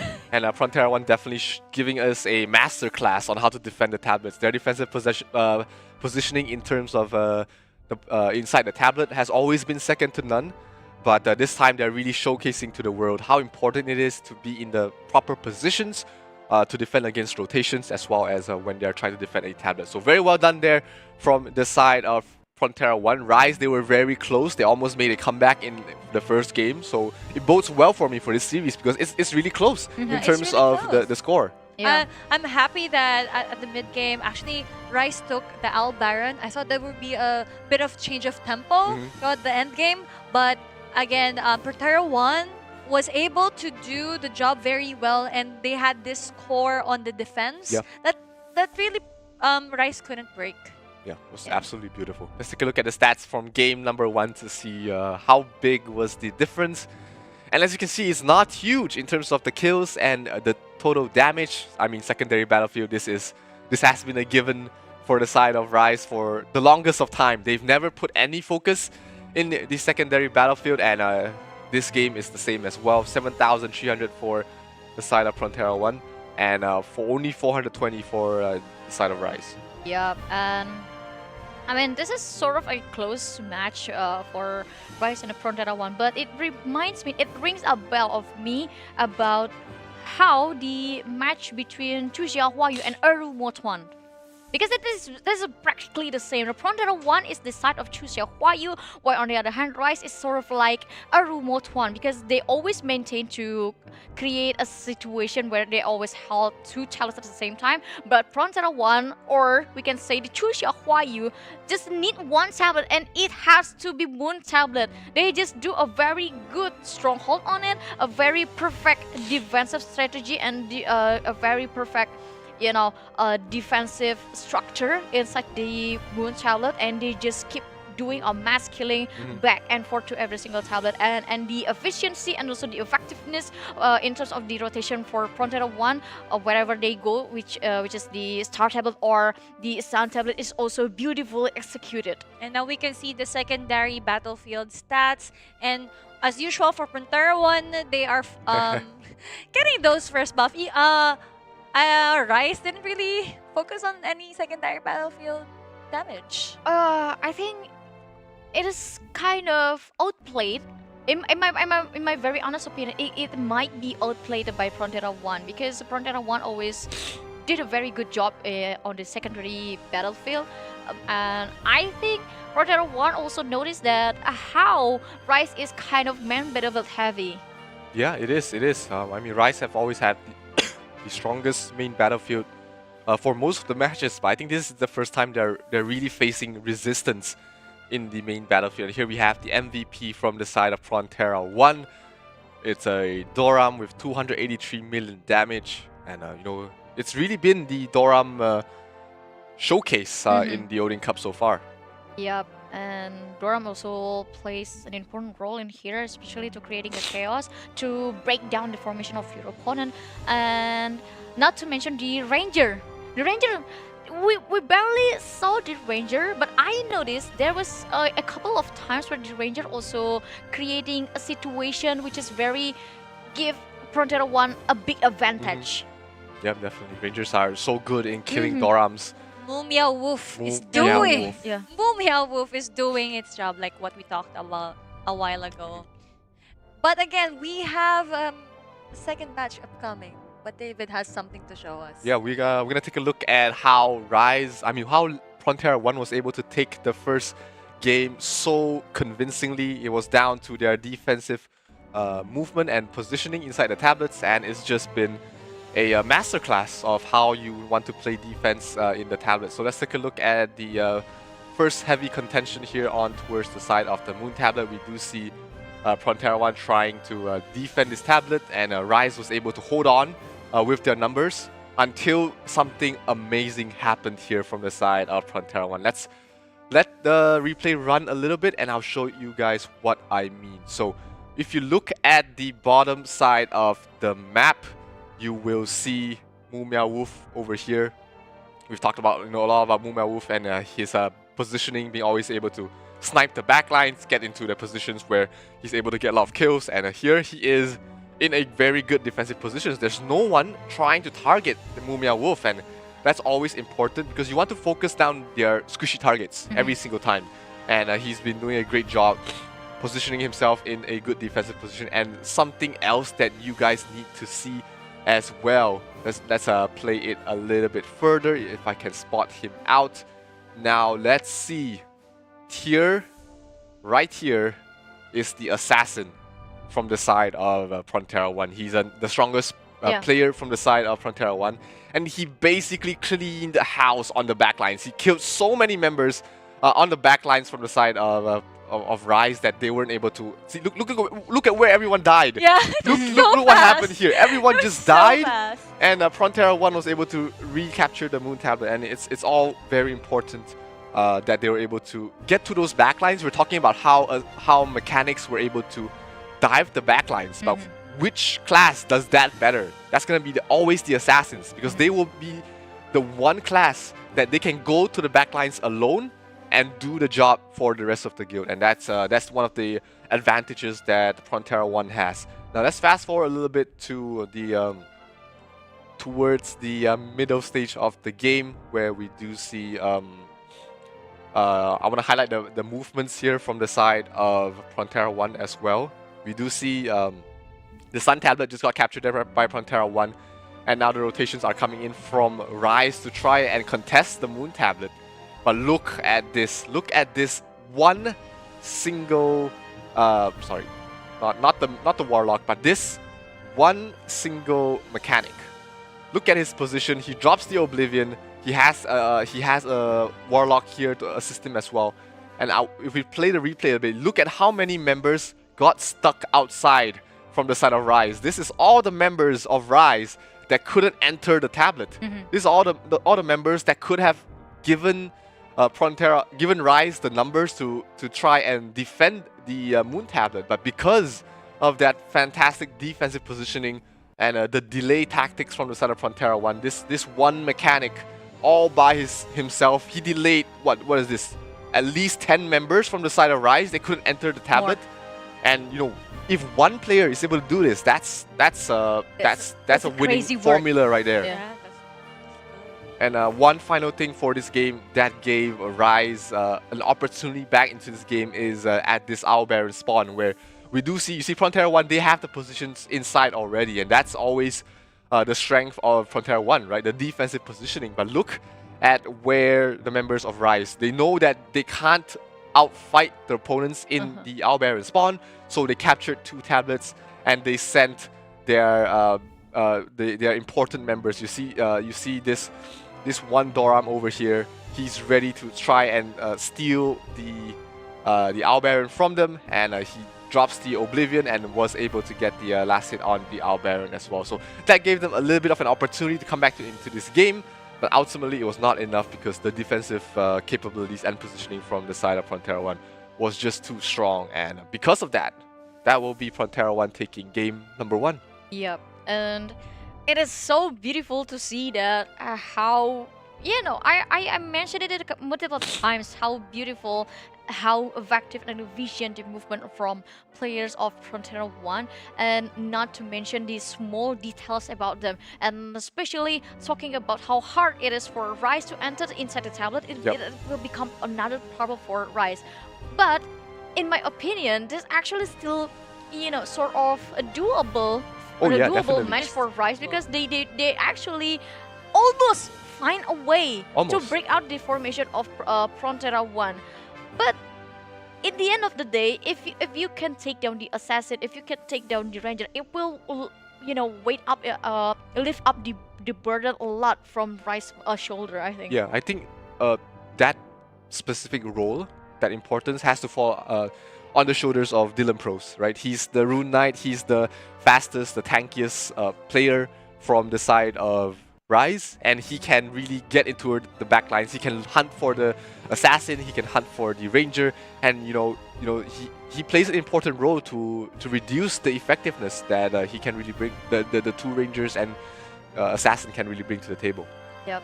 We just witnessed the game 1, and maybe Rise can learn from game 1, and they know what to do next on game 2, and who knows, Abby might win the challenge. This is the first time Rise has lost a match yet. Oh yeah. Yeah. They've never lost a single Guild League format ever. Yeah, ever. In the history of their guild in Ragnarok Online Origin, they've never lost a single Guild League. So this is going to be a very foreign feeling for them, right? Being on the back foot. No. They actually lost 1 game against home. No. As long as I remember, it was 2-1 when they faced up against. No, it was a 2-0 sweep. They never lost a single Guild League match ever in their entire guild's history. So this is the first time that, you know, that they are facing defeat. No. I'm not thinking about losing. I'm not thinking about me losing the prediction. But I just try to, you know, trying to put myself in Rise player's shoes. How it feels like to face your first loss. Yeah, the first loss ever in a year plus. Yeah, even if it's just a game. Yeah, this is the first time that they've lost, and I think there's a big factor that they're not playing on site this grand finals, and there's a good mentality or momentum building when it comes to you're playing at home on Discord, that you're playing in your comfort zone, sitting on your chair, leaning back, commanding, just screaming on Discord. So but then again, playing on site is quite different because you scream and maybe some of the teams couldn't hear you. So I think now that everything's settled between between Frontera 1 and Rise, being at home, let's see how they are adjusting, or how can Rise adjust to this kind of setup. Well, to be honest, in my very honest opinion, Rise actually did sort of a good job in here, and especially when we're talking about the game 1, because they create a sort of momentum. They are not very greedy, because they know if when the moment they are failed to retake the moon tablet, they decided to split every single players to 2 tablets, and it actually successful at the early game. They also grabbed the momentum, but the problem coming to the right side is the moment they are very insisted to create a space in the moon tablet. And that's the moment they're slowly falling down because the situation inside the Moon Tablet is very chaotic, and especially considering the very strong defensive side of Frontera 1, it creating also a bleeding to Rise players because the mass killing inside the Moon Tablet also affect them. Yeah, maybe an adjustment they can make is focus more on the side tablets, and it's hard to push into a defensive position from your enemies. They already had set up their positions. The priest is always unkillable in the middle of the tablet, and they always have their DPS well protected. So maybe something that Rise can do is focus more on the side tablets, force rotations from the side of Frontera 1 so that they won't be in a good defensive position, because they have to rotate from the moon to somewhere else, and that will give them an opening. And if Rise is able to set up good delaying tactics with their mechanics, we know that Rise has a lot of mechanics in the main battlefield, so they can utilize that with Magnetic Field, with their Warlocks, with the Outer Time, and that can buy a lot of time for the rotations to come in, and that could be the difference maker. Because Rise, like you said, they keep trying to run into this brick wall in the Moon Tablet, and it hasn't worked out, so they have to try something different here. Yeah. It can be one thing, but I can see there's also another thing that Rise actually can try for the second game. Like for example, we already saw how strong the barricade inside the Moon Tablet from Frontera 1. So considering that there's a lot of Doram and also Warlocks in Rise composition, maybe they utilize it more. I mean, I'm like just to drop every single utility inside the Moon Tablet and force every single player from Frontera 1 to respawn and try to find a situation where they can create a tempo again. I think that could be very suitable for Rise playstyle. Yeah, let's wait and see if the adjustments they can make as we head into game number 2. This is not really do or die for both these guilds, but Frontera 1 is definitely going to be feeling very comfortable with a 1-0 lead right now. Let's see if Rise is able to bounce back from their first loss ever and give us an even series, because we're heading into game number 2. Rise, the defending champions, facing adversity they've never faced before, and Frontera 1 looking like they won their revenge from Season 1. Yep, and this is very important moment, because if Rise lose 2 points against a Frontera 1 and left behind with that 2-0, they will need to not only compose the strategy, but also compose their mental. Now, we might see something different here coming from Rise, and Frontera 1 might show a new thing too for us. And again, guys, if you just joined the channel, don't forget to check out and cheer for your team, because later on we'll do some giveaways for you guys. Yup, and now the game of 2 start between Rise and also Frontera 1, and both of them trying their best to secure the Moon Tablet, but this situation is kind of different because Frontera 1 already secured 2 tablets, which is the Moon Tablet and Star Tablet, but now Rise, after retaking the Sun Tablet, they try to contest the Moon Tablet. Every single forces from Rise already moved to the Moon Tablet and they successfully flipped it, and now their problem is just to do a stronghold inside the Moon Tablet and capture it, but it doesn't really happen for a long time because Frontera 1 just dropped every single all forces down to the Moon Tablet, but Rise refused to let it go.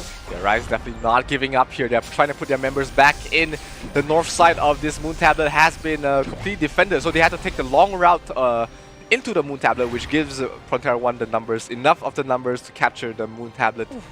And here, look at the speed of the rotation from Frontera 1. So fast to defend the Moon Tablet. And Rise, despite being the aggressors in trying to capture the Star Tablet, they weren't able to put the numbers inside. And that all comes down to how well the movements from Frontera 1 is. They utilize their Rangers very well. I know a song that has a lyric, the super size, but for Frontera 1 it's super fast. And no way you're gonna catch up with that. Oh my god, this is so. I mean, how fast they're moving is so scary. So it was super fast. I thought at first that Rise would utilize both of the side tablets, but then again, Frontera 1 is just showing that they know what Rise will be doing, and yeah, they're very adaptive in terms of beating Rise, and the early game momentum that Rise got on the first game, it doesn't happen in the second game, and it seems like Frontera 1 did a very good job. I mean, like an awesome job here to counterattack the plan from Rise side, and I haven't seen anything new from Rise up until now, because they're trying their best to, you know, just keep pushing and keep doing the same movement like they did in the first game. I think what's happening here, Rise is trying to bait the side tablets, but again, they know that Frontera 1 is guarding the Moon tablets well, so they're trying to get the Star tablet now. And as we can see, Frontera 1 went to the Star tablet, and now Rise tried getting the Moon tablet and unsuccessfully did so.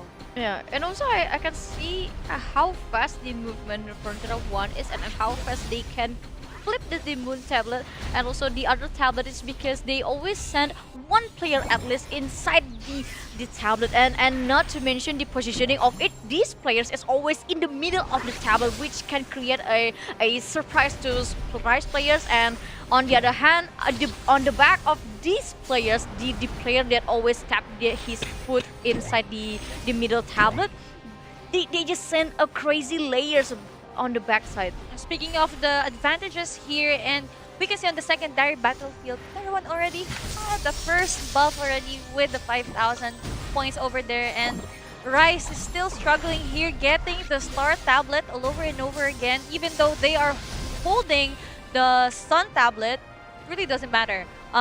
For Frontera 1, they just want to defend Moon right now, because they know Rise would love to get that Moon tablet. Yeah, Rise is really not quick enough in terms of the rotations. They haven't really been able to delay the movement back into the Moon tablet, even though they have been trying to be in those defensive positions. I mean, Frontera 1 has just been on point in terms of their movement, and it's just been the same story, I guess, for the side of Frontera 1 and the side of Rise this game, is that, you know, before the first minion wave spawn, Frontera 1 already having a 500 point lead. Well, to be honest, speaking of the secondary battlefield, at first I'm kind of skeptical about Rise is trying to secure one buff, and then they want to focus on the main battlefield. But now this time, I think probably it's just Frontera 1 outplayed them on the secondary battlefield, because its core is now moving. And also, I always remembered Rise as a guild that securing the first buff in less 1 minute, and now they haven't get that. Yeah, minions are about to respond, and now Rise currently holding 2 tablets, which is very good for them, but they need to think the next problem, which is the forces from Frontera 1 that already moved to the Sun tablet. But now every single player from Rise is trying their best to spawn camp every single spot where the minions is spawning, and not also, you know, defending every single player to get back to the tablets, while the rotation is tried to cut down by the Frontera 1 they did. Yeah, much better first minion wave there for the side of Rise, and looks like they're trying to defend the Moon tablet here from the side of Rise, but Frontera 1 already has the numbers. They already put themselves in a good position. Nice Oblivion on the backlines though. It might give Rise an advantage, and they are pushing them back slowly. This might be an opening that Rise is looking for. Let's see if they're able to capture the Moon tablet, but look at the backlines. Frontera 1 has been in such a great position so far. The defensive positions have just been on point once again from the side of Frontera 1, and they will wipe out Rise from the Moon tablet, and they will secure it for themselves once again. Rise successfully captured the Moon tablet when the minions spawned, but then when Frontera 1 went back to the Moon tablet, they successfully captured back again the Moon tablet. But as you can see here, a lot of things are happening in the Sun tablet, and oh, look at the mechanics. The mechanics are very annoying. I mean, like, Rise players have to take care of the front line, but on the back side, on their back, there's always at least two mechanics from Frontera 1, and not to mention the assassin also. It's a very tight. Yeah, but it looks like Rise is able to hold on towards the Sun tablet for now. They are wiping the members of Frontera 1, and they will be able to defend that, so really well done for them. That's a huge tempo breaker for the side of Rise now. Let's see if they can get the Moon Tablet, because if they can, I definitely see a situation where Rise is able to get the momentum back in their favor, and if they get the Owl Baron once again, they will be in a great spot to even out the odds in this game. Yeah, and every single person from Frontera 1 is holding hands with each other, creating a very strong barricade, and now Rise is trying to break them down by sending every single mechanic to cut this strong defensive barricade, but this is not going to happen. But I think this also very good thing for Rise to send the forces to the Star Tablet to prevent more losses in terms of points. Yeah. And also, not to mention about the movement of Frontera 1, I always say that Frontera 1 is always well executed in terms of rotation. They're very well adapted, and also, I'm sorry, it is more like an adaptive guilds, and always seeking for an equal threat. And each time they saw a tablet is moving to their opponent's side, they try to the best to either you want to contest it or find a way to find another trade. Yeah, 800 point lead coming here from Frontera 1, and actually they're doing the same thing since the first game. They're very good in their defense, and with the Moon Tablet and the Star Tablet, or either way, as long as they get onto hold the Moon Tablet, they'll be able to set the momentum or the pace of the game. Yeah. About 900 point difference right now. The Owl Baron definitely is going to be very important for both sides to capture. If Frontera 1 takes that, they will be able to get a very convincing win in the second game. But if Rise is able to pull a rabbit out of the hat once again, then we might see a different situation for the second game. Still, it is not over yet for the side of Rise. They definitely have an opportunity to come back in this game, but it all comes down to the Owl Baron. And right now, I think we should be seeing Frontera 1 rotate over there really quickly. That also means that Rise will have enough numbers in the Moon Tablet to capture it. But we've always talked about Frontera 1. They're always more than happy to give up the Moon Tablet as long as they're getting something else in return. And what they're getting back in return for this situation is positioning inside the Owl Baron. But it looks like Frontera 1 still managed to defend the Moon Tablet, and they will be hightailing it to the Owl Baron right now to get into that position that we were talking about. Let's see if Rise is able to once again steal the Owl Baron. That was fun because they saw that it's still 1 minute left, so we cannot lose the Moon Tablet just yet. But then they saw that it was like 20 seconds, and they moved out the position in the Owl Baron right now. Yeah, on 2 tablets. Frontera 1 has better positioning here right now. They're just all the way gathered, but the Oblivions might change things here. Here comes the Terminal Wings as well. Who's gonna get the last hit? It's gonna go towards the way of Frontera 1, and that also means that this game is pretty much over here from the side of Frontera 1, as they're able to secure the Owl Baron. They do lose the Moon Tablet, but they don't need anything else but the Star Tablet, because that is all they need to end this game. Yeah, and now 2-0 for Frontera 1. They gained the second win successfully, beautifully, and were very well executed. And to be honest, I saw a moment where Rise actually almost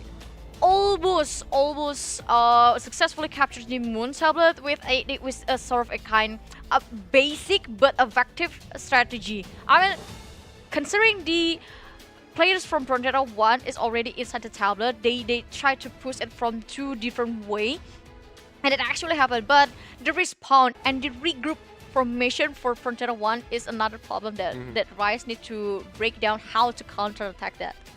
Yep, absolutely. It's just been another game where Frontera 1 set up this brick wall in the Moon Tablet, and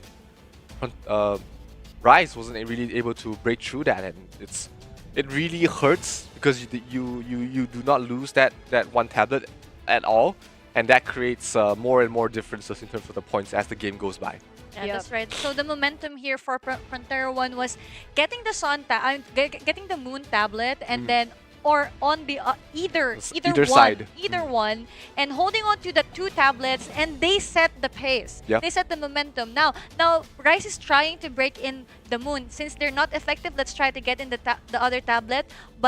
And then Frontera 1 would move there, but still successfully defending the moon tablet, no matter what happened. They'll never give up the moon tablet regardless. They're more than happy to lose both side tablets at the start, as long as they don't lose the moon tablet. I don't care. This is my cake. So I don't care if you want to get a cupcake or a muffin, but this Black Forest cake is mine.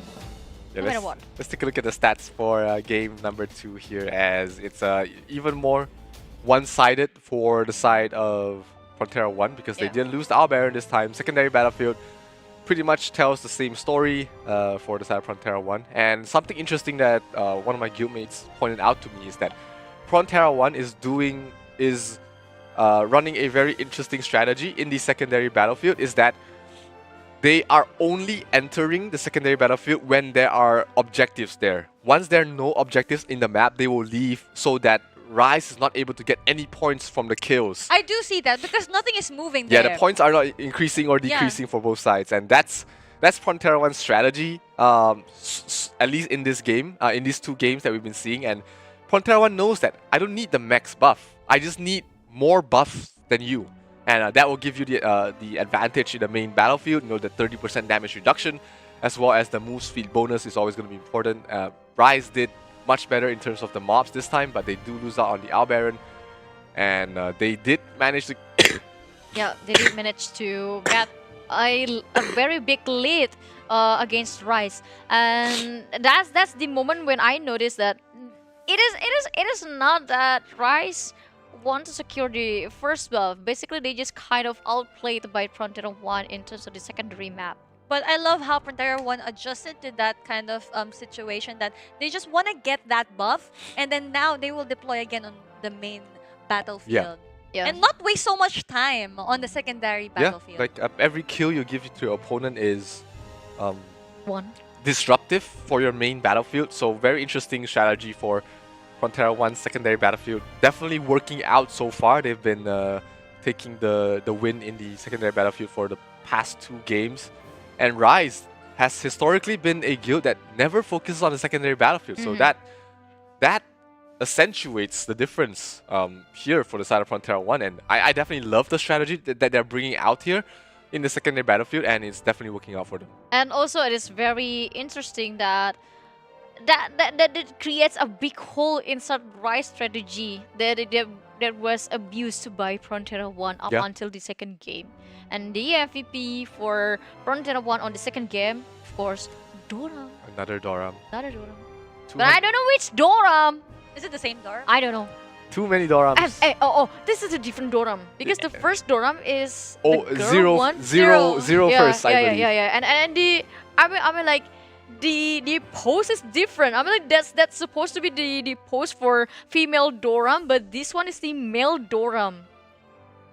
Right, 294 million damage, 87 kills, 255 assists, and able to be a part of 8 tablets captured as well. Really well done here from the side of Frontera 1. Not just an individual player, but the entire guild as a whole. Yeah, and this is going very tough for Rise because they are now left behind with 2-0. And the only thing that they can do is just reverse sweeping the Frontera 1, which is kind of hard for them because up until now, I haven't seen any difference. Yeah, Rise hasn't really been able to adapt to any, or bring any changes to their main battlefield so far. Yeah, and we also discussed about it yesterday. It is good if you can learn one punch for 10,000 times, and it will be hard to counter-attack that. But once the punch is already can be avoided by your opponent, and you don't have any other move or maybe any other punch, it will be bad for you because you will be the one who are beat down to the ground. Yesterday, I saw in the Frontera 1 and Frontera 8 fight that they know, Frontera 1 knows how to adjust and stay calm And in that slow pace, they know how to counter fast attacks. So which is what we can see in with Rice. It's really aggressive. And then Frontera 1 would just try to stronghold or hold the 2 tablets that they kept on. I think that's the strategy. Just hold 2 tablets and be enough with that. Yeah, and now let's see on the third game, will the strategy within Rise is different, but I really want to know the details about what happened on the second game, David. Yeah, let's take a look at what Rise improved in the second game, but ultimately was not enough because, you know, Frontera 1 and their defensive capabilities are just way too strong. So we take a look at the start once again, and it was a lot of contests, a lot of heavy contention on towards this Moon Tablet. And you can see the tablets, the Moon Tablet was going back and forth, but the key moment of this Moon Tablet is that look at the look at the members from the side of Frontera 1 and where they're positioned. So when you die, the closest respawn to the Moon Tablet is, of course, just north of Moon, and that's where players are respawning. So Frontera 1 defends the entrance from the closest point of entry to the Moon Tablet, which creates a lot of trouble for for Rise to move their members in. So I'm going to play this replay a bit and look at where they're forced to rotate. They're forced to take the long route in towards the tablet, and that buys so much time for the side of Frontera 1 to defend this tablet, and they are able to capture it. So let's go a little bit further ahead in this replay as well, as we take a look at another fantastic defensive movement here from the side of Frontera 1. Is again, it's the Moon Tablet. So we see here, Rise, they had a couple of members here, but these players from the side of Rise, they aren't positioned in a way to slow down the rotations from Frontera 1. So you know that Frontera 1 is majority of the members are in the Star Tablet. So where you should position this actually on this side of the tablet, so that you can slow them down from rotating towards the Moon Tablet. But instead, these guys from Rise, they're on the opposite side. They're in the middle of nowhere. They're not providing any sort of resistance for their opponents to move in towards the tablet, and you know, because of that, Frontera 1 was just able to overrun them in towards the tablet because Rise was not prepared to defend against this push. So really something that Rise has to consider is that, you know, when you are the importance of baiting rotations is that you want to stop the rotations from your opponents when they are trying to rotate back to a single point. So Rise has not been doing that very well, and Frontera 1 has been able to fully capitalize on these mistakes from Rise. And it's just been the same story so far for both these games. And we're just going to take a look at the Owl Baron once again and look at how Frontera 1 was able to again get into such a good position on the Owl Baron. And you know, Rise couldn't even enter, couldn't get any sort of foothold in the Owl Baron spawn, and it just created too much of a resistance. If you take a pause right here and look at the middle of the map, it's all Frontera 1 members. All of them are for Frontera 1. They're starting to carpet with the Oblivions as well, and their main DPS is already in the middle of the map. So Rise is not able to get into that position. We do see Dylan Pros trying his best to get into the Owl Baron to try and maybe snipe it or try and steal it from the side of Frontera 1, but ultimately he was just stuck outside in the corner. He couldn't get in. And look at this. This is the easiest Owl Baron that Frontera 1 ever gotten. It's just all their members inside right now. Yeah. And I feel bad for the Owl Baron. Yeah. and yeah, if you had a chance to say hello world. If Rise is not able to make the adjustments that they need to in the potentially the last and final game, I mean, Abigail, it means that she's lost 3 predictions Hiya, in a row. You don't have to mention that. I'm happy that you went on my Yes, I am glad that we are on Team Ian here, supporting Ian in this grand finals for sure. But I took a pride even if Rice lose and I have to get a punishment again, I will take a very big pride because that's the moment when I fight for the viewers for their prize. That's a good way to Yeah. to keep your spirits up. Yeah. to mellow the hurt. Yeah, the pain of losing again.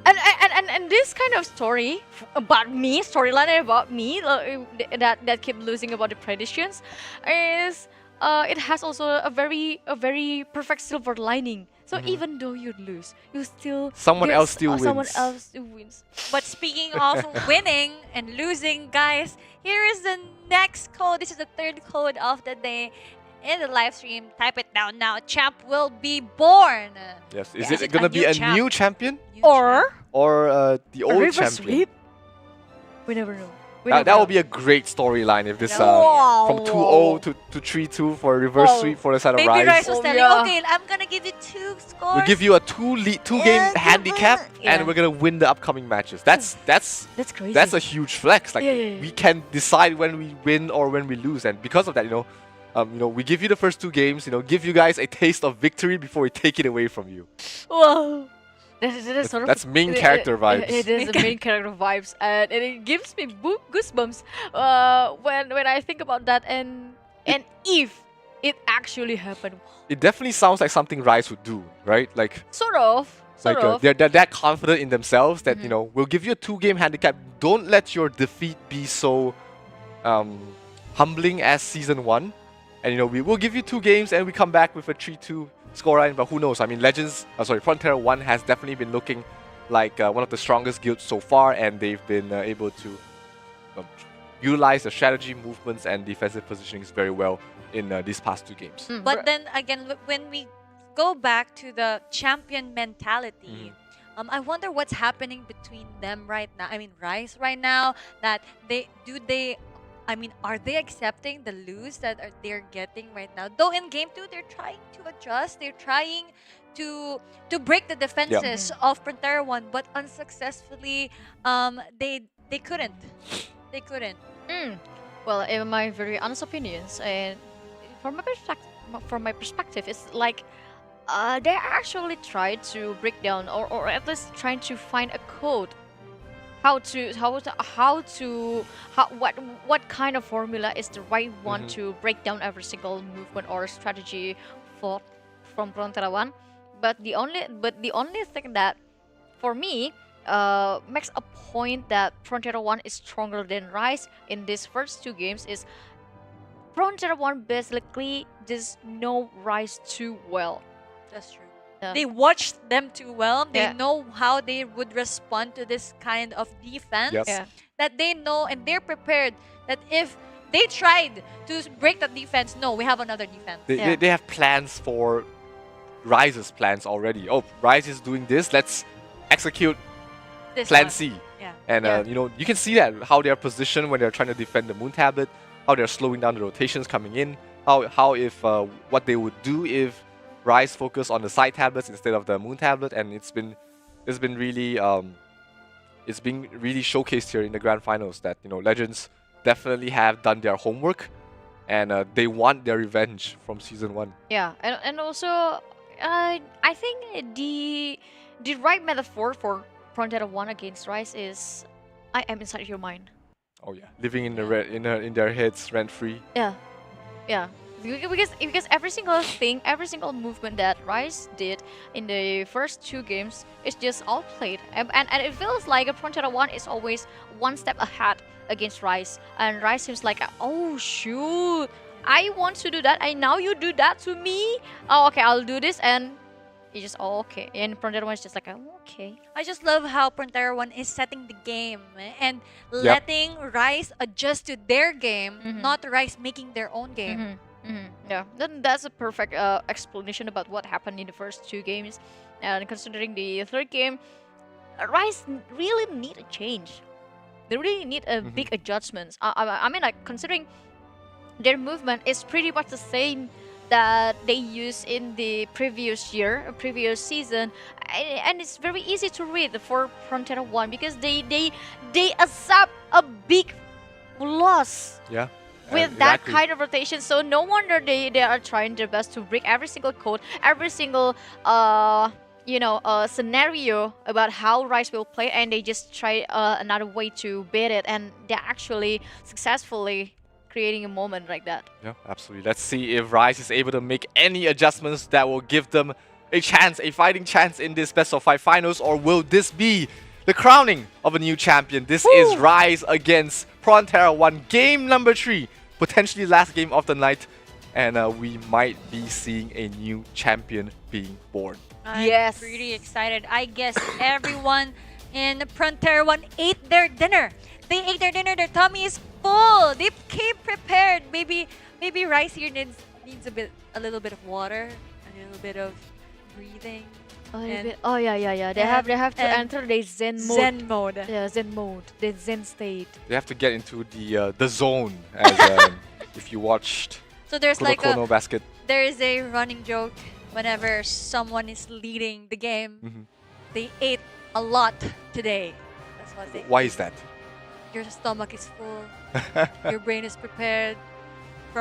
Because sometimes if you don't eat well, You can't think well. You can't think well. Yep, exactly. So yeah, I mean, Frontera 1 definitely had a very full dinner from the way they have been able to dismantle Rise in the first 2 games. But Rise might have skipped meals. This is a good reason for you to not skip meals. Yeah. Or at least a banana. Just a good ritual. Yeah. We're playing the, that's also a very good thing to talk about, because every single players, and especially competitive players, usually they have their own ritual.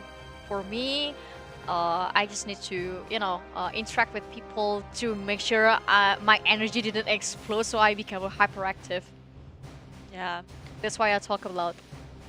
You just have to burn the energy. Yeah, I have to burn the energy, so whenever I reach this table, the castle table, my energy level is enough. I love that today you drank coffee. I don't drink coffee. Oh, that's not it's coffee? a milk. It's a It's milk. a milk? Yeah. I thought, oh my god. I thought Abby Finally drank coffee. taking coffee. Finally drank coffee, but she didn't. No, I stopped drinking coffee since 2 years ago. Now she's caffeine free. Yeah, I'm caffeine free. Caffeine free, and also what else free? Freedom. Full of freedom. And now it's down 1 minute left for Rise to think which kind of strategy is the best for them to use. Oh, this is the secondary battlefield. Yeah, secondary battlefield. Yep, and it's look at the numbers from the side of Woohoo! Rise. They have they don't have too many. Yeah, they have. They have a lot of members this time in the secondary battlefield, so we might see something different. We might see them, finally putting some emphasis in the secondary battlefield. Let's see if it makes any difference here as we are about to head into game number 3 in this best of 5 series. Potentially the last game that we will ever watch in season 2 of the Odin Cup. Potentially the crowning of a new champion. Let's see if Rise is able to flip the tables and begin their road of comeback, or will Frontera 1 end it right here and now?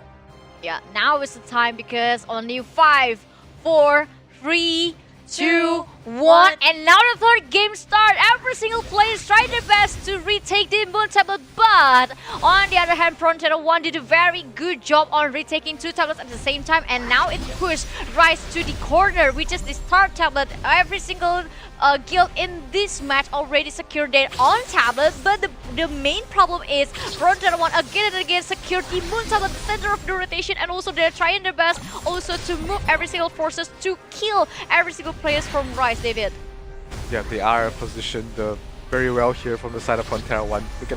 Look at how well they're spread out, so that the Terminal Wings and the Frozen World will not hit as many of the members at once. So really great positioning here from the side of Frontera 1, and secondary battlefield looks like it's the same story over and over again. Yep, same story over and over again, but the movement of Rise is kind of different for this time. They're trying to secure the tablets at the same time, and especially in this early game, they're trying to create a tempo for them, and that is a very good bait from Rise to move every single place from Frontier 1 from the Moon Tablet to Sun Tablet, and now they're trying their best to capturing the Moon Tablet, but the movement of Frontier 1, the forces from Frontier 1 came right on time to the Moon Tablet, and Rise is having a hard time to capture the Moon Tablet. Why do I notice that it's almost that close, but It's like never three enough. seconds. Baby, almost is never enough, baby. Never enough. It's like Frontier 1 knows the timing.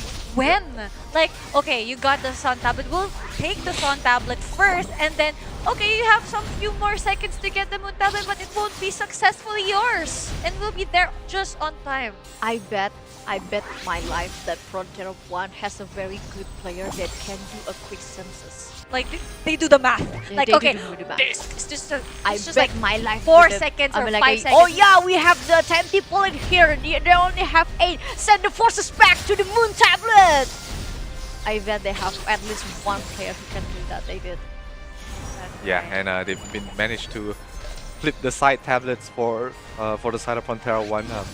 Less of a lead this time for the side of Frontera 1. They're still keeping it pretty close in terms of the score. So that's good news for the side of Rise. If they're able to keep this up and get some better minion kills during the first wave, they might be able to close the gap and allow themselves to be in a fighting chance once the Owl Baron spawns. So let's see if Rise is able to keep up the momentum for themselves. It's not really about them trying to slow down the momentum for Frontera 1. More of Rise right now needs to play at their own pace, dance to the music of their own soul, and try and find a way back from this hole. Can we just point out the secondary battlefield that it's not moving anymore since 3 minutes on the clock, and they just say, oh, speaking of, It just moved into the secondary buff, and which is create a situation where Frontier 1 is already in the high advantage against Rise, and Rise seems having a hard time to layer damage towards Frontier 1. They might successfully recapture retake the Moon Tablet and also the Sun Tablet, but what happened here is every single player from Frontier 1 is just moved to the spawn minion spawn, and some of players from Frontier 1 trying to step inside the tablet again, and now they're retaking 2 tablets. Wow.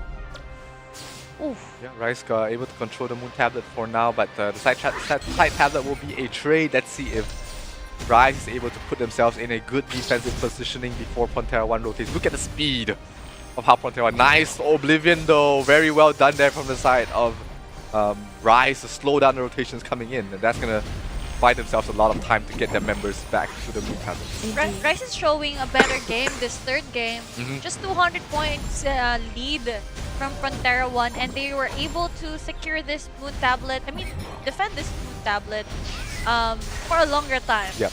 Wow, it's so fast for Frontier 1 to retake the Moon Tablet back to them, and yet it is take a real long time for Rise to take the Moon Tablet. But woohoo!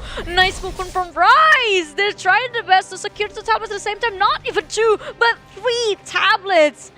Yeah, they know that, you know, Frontera 1 is always going to put very heavy focus on the minion spawn, and that's why they're moving their members to try and capture as many tablets as they can, while also sending a couple of members to drop Terminal Wings. Very nicely done there from the side of Frontera 1. They defend the sun side spawn, so they're going to get all of that for themselves. And on the other sides of the map, it looks like it was a pretty even split as well. So only a 200-point lead right now from the side of Frontera 1. So Yeah. Rise definitely still has some fight left in them. Yeah, but problem is coming in Frontier 1 with full forces coming to the Star Tablet, and I almost successfully captured it, and now the objective is just to move to the Moon Tablet. Will Rise able to defend that? And the blood already, you know, just spread it inside the Moon Tablet, and every single comment, not to mention the Oblivion already been dropped down inside the Moon Tablet, and now it is almost retaken to the Frontier 1 side, not to mention the Star Tablet there. Rise try their best to defend it because they need at least 1 tablet on their hands if they want to prolong the breath in this third game. Yeah, Rise is definitely trying to put up a fight here in the Moon Tablet, but it looks like Frontera 1 is just way too strong for them to push out. And that will mean that, again, 2 tablets in the momentum for the side of Frontera 1 right now. And it is almost a 400-point lead at the moment. Rise definitely still probably the best situation they found themselves in throughout the past 3 games. So if they get a little bit lucky with the Owl Baron, I definitely see them being able to make a comeback, at least bring us to a game number 4. Yeah, because I can see how Rise can finally adapt to the rotation of Frontera 1, how they can adapt to the strategy that Frontera 1 bring upon them, and also talking about the aggression that Rise trying to lower down against Frontera 1, because they exactly know it is just like killing yourself to face Frontera 1 in front of their face inside the tablet, so they just try to find a right moment, and this is actually happened. This actually worked for them. That's right. I think at first I thought Rise got their momentum, but then when Frontera 1 regathered themselves, went back to the Star Tablet one by one, and then the Moon, and then the Sun. They know how to regroup and break the defense of Rise. Yeah, so Rise is doing very well right now, being able to capture 2 tablets for themselves. That will give them a good way to come back to this game, because right now they have control over 3 tablets, and that's a lot of points that they will be able to take away from the side of Frontera 1. So we can definitely, Frontera 1 definitely feels the adjustments that Oh, I really love to see how the positioning of Rise players is kind of different from the first 2 games that we saw, because they push Frontera 1 in a tough position, especially the long rotation, and each time Frontera 1 wants to retake the tablet, they just let them in, but they also already resolved the problem of the respawning players from Frontera 1, which and how to do that? It's just like spreading the wings. Let the players of Frontera 1 respawn and come to them, and now they're regrouping again just to lock them in and cage them. Oh, I loved how Beautiful. Frontera 1 is doing what they had to do, since the Moon is really secured right now, or has a good defense from Rise. They're trying to get the Sun and the Star Tablet, and they're trying to control the sides. Yep. But then again, now they're losing. I mean, Rise is losing the Moon Tablet here. Not yet, because it is not fully captured by Frontera 1, but at least Rise already find a solution, a formula how to counterattack the Frontera 1's respawn aggressivity. And now, after fail to secure the Moon Tablet, they move again to the Star Tablet, and it looks very promising for them, but Frontera 1 decided to refuse to give them. This is a great way to get the tempo back in their favor for Frontera 1. If they defend this tablet, that's 50 points that they are getting, and 50 points that Rise is not getting. Because if you just trade the side tablets, it means that, you know, it's just going to be a net 0 trade. But if you defend the tablet well, that means you're getting a profit of 50 points. So very well done here from the side of Frontera 1. They're trying to extend the lead in case they lose the Owl Baron. So this is the perfect call from the side of Frontera 1, giving them a little bit of a safety net in case they lose the Owl Baron. And right now it's a 500-point lead almost. That's exactly how much points that you get from the Owl Baron, and that's exactly what Frontera 1 was looking for. I believe it was completely calculated from them that, you know, that 50 points for defending a tablet is going to put them ahead even if they lose the Owl Baron. See, I told you before. I know that at least Frontera 1 has a very strong accountant. Yeah, I know someone is counting because they know the time. 30 Exactly. seconds. 30 seconds. They have 30 seconds. They have 20 seconds left. Guy. Oh my god. Owl Baron going towards the way of Frontera 1. Oh! And this might be it. This might be the nail in the coffin. Exactly. Frontera 1 will going to be the last nail in Rise coffin, because the gap between them is too big. Too far. And not to mention the fail of Rise to strike the Owl Baron's life to their hands. And now the situation is very tough, because only 50 points left from Rise against 1,100 points from Frontera 1. This is almost the end. And one tablet, which is the Star Tablet, could end this game. We are actually witnessing a new champion. Exactly. New champion, which is Frontera 1. A new champion is born for the Southeast Asia Odin Cup after a gruesome 3-0 defeat in the last season. Frontera 1 able to overcome all odds, come back on top, and defeat Rise in a 3-0 fashion. Fantastically done by the Frontera 1 guild, and they have managed to clinch it all. Well done from Frontera 1. Really well done. A very well done performance from Frontera 1. Well, basically, Frontera 1 is just, choke Rise with their own medicine, because this is the same thing that happened on the previous season. Frontera 1 lost 3-0 against Rise, and now they gave it back to Rise right in front of his face. What a good comeback story here from Frontera 1. And I do believe, guys, that someone is counting for Frontera 1. Exactly! I was watching the games, and for example, like there was a time like 11 minutes on the clock. They have 1 minute for Al Baron, but they haven't over-rotated just yet. See? They rotate at the 30 seconds or 20 seconds. See?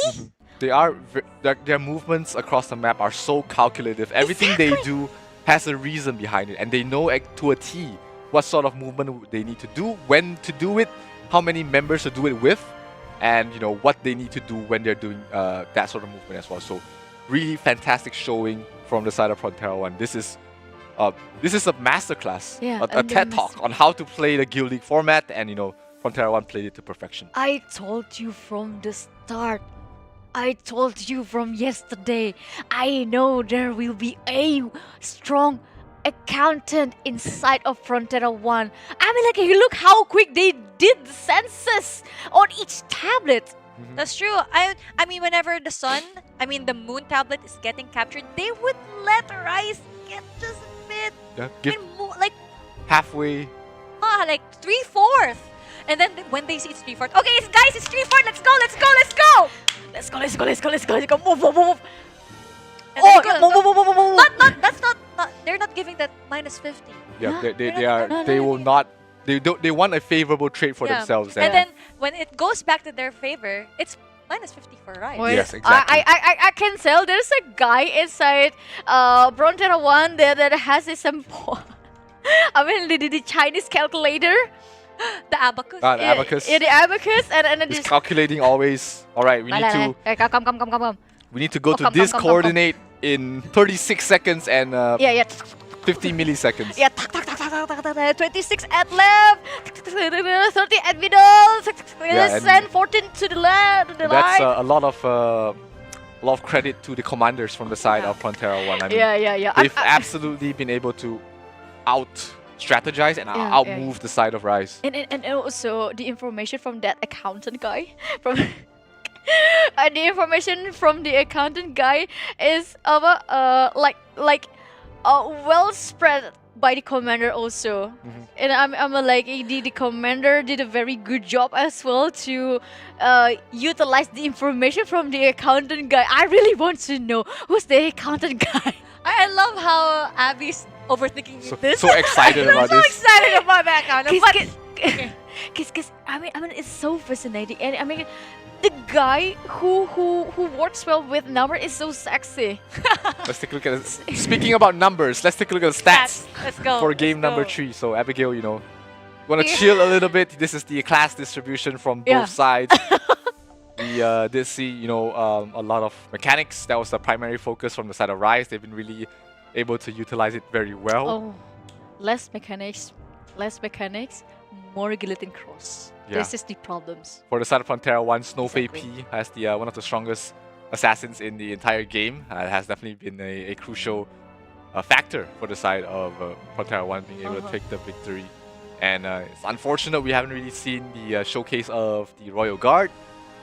And hopefully we might see some changes to allow that class to shine better. Because I love the Royal Guard playstyle and kit. It's just that unfortunately, a lot of people don't enjoy not doing damage. Look, from this showcase, I can tell how good Frontera 1 did a counter attack to Rise, because when you put Rangers, Rangers is very effective to hunt down Doram or do the counter attack to Warlock with his DPS. But the problem is Ranger couldn't hide. Yeah. That's the first person. And Ranger is not a stealthy job. No. And the very perfect job to hunt a person down and also creating a chaos by themselves is the Guillotine Cross. Yeah, you can see the stats for the main battlefield. It's very close this time. That's why we had such a close match in game number 3. We did see Rise at certain points of the game. They did get the momentum. They did get the tempo. But Frontera 1 was just too good in terms of the rotations. And despite Rise being able to capture the Moon Tablet 4 times this time, Frontera 1 with their superior calculations, as Abigail likes to put it, has allowed them to take a very convincing win. Look at the stats for the monsters killed as well, 46-13. Please mention the accountant guy. Please. I'll try and find out who that is. I'm gonna die if I don't know who's the accountant guy from Frontera 1. So David, do your job. Yep. Secondary battlefield is pretty much the same story so far.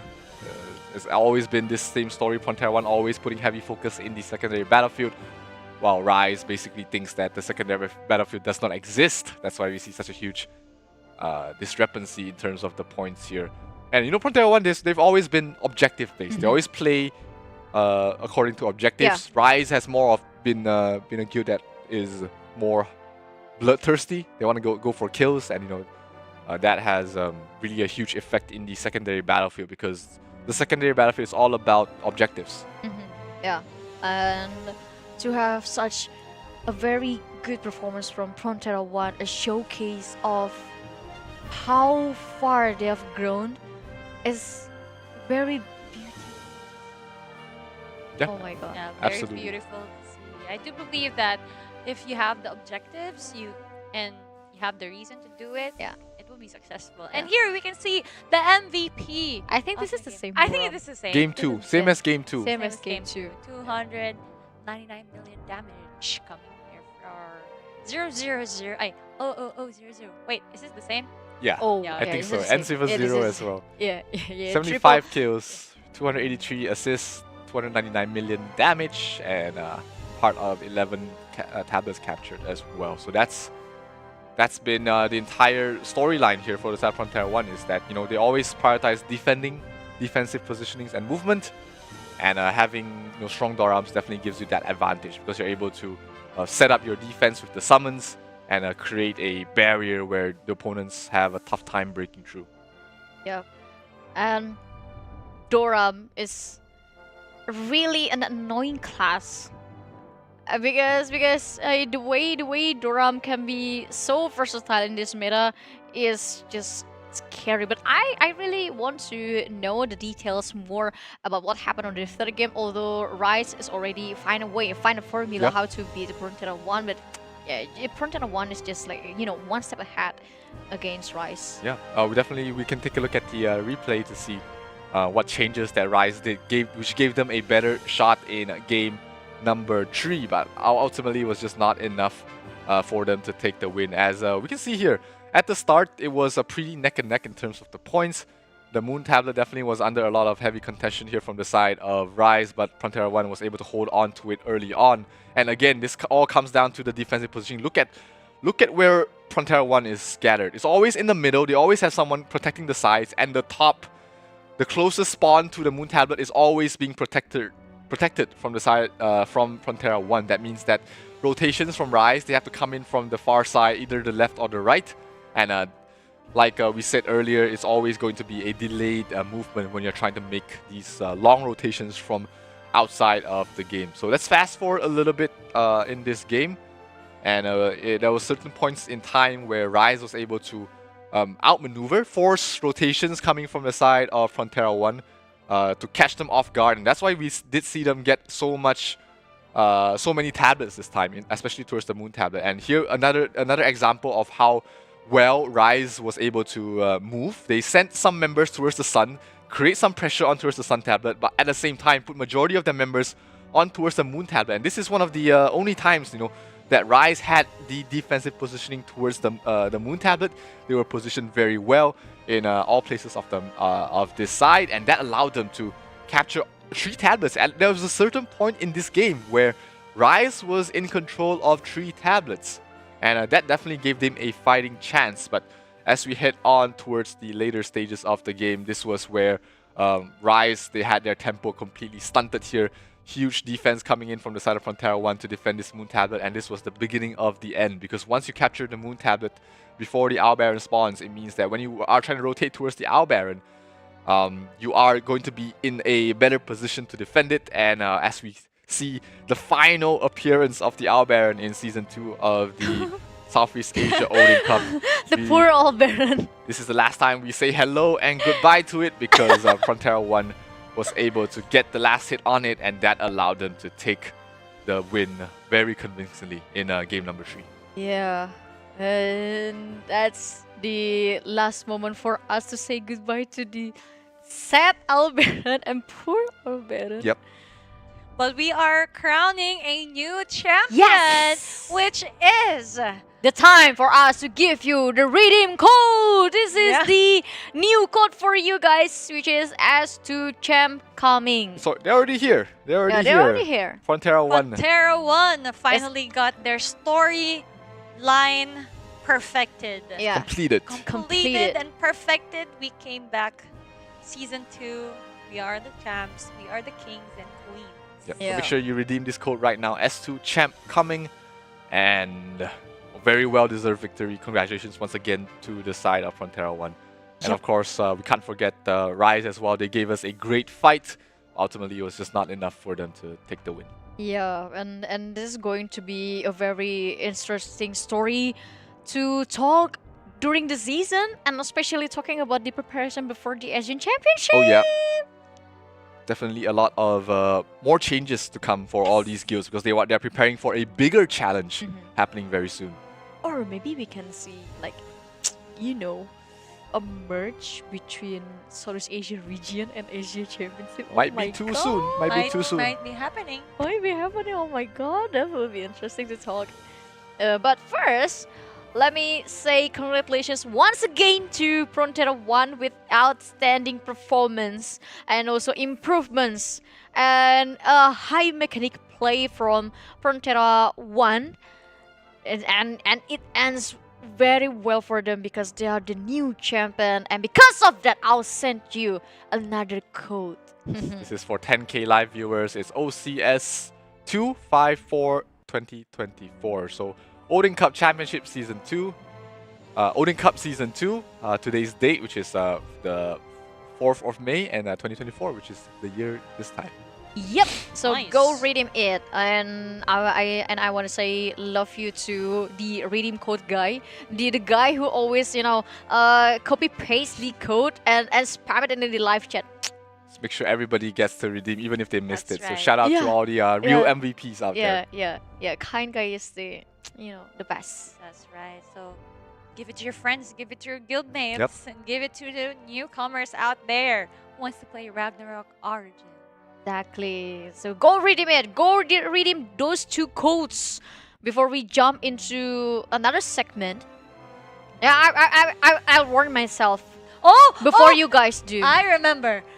Abby, how are you feeling today? I'm feeling good, baby, because I'm going to fight for the prize for every single viewers in this live stream. So make sure to still stay tuned with us, because I will fight for your prize. You're not alone. You still have Super King yeah. I also have a Super Kimby. Don't That's worry, right. guys. So we both me and Kimby will fight for your prize.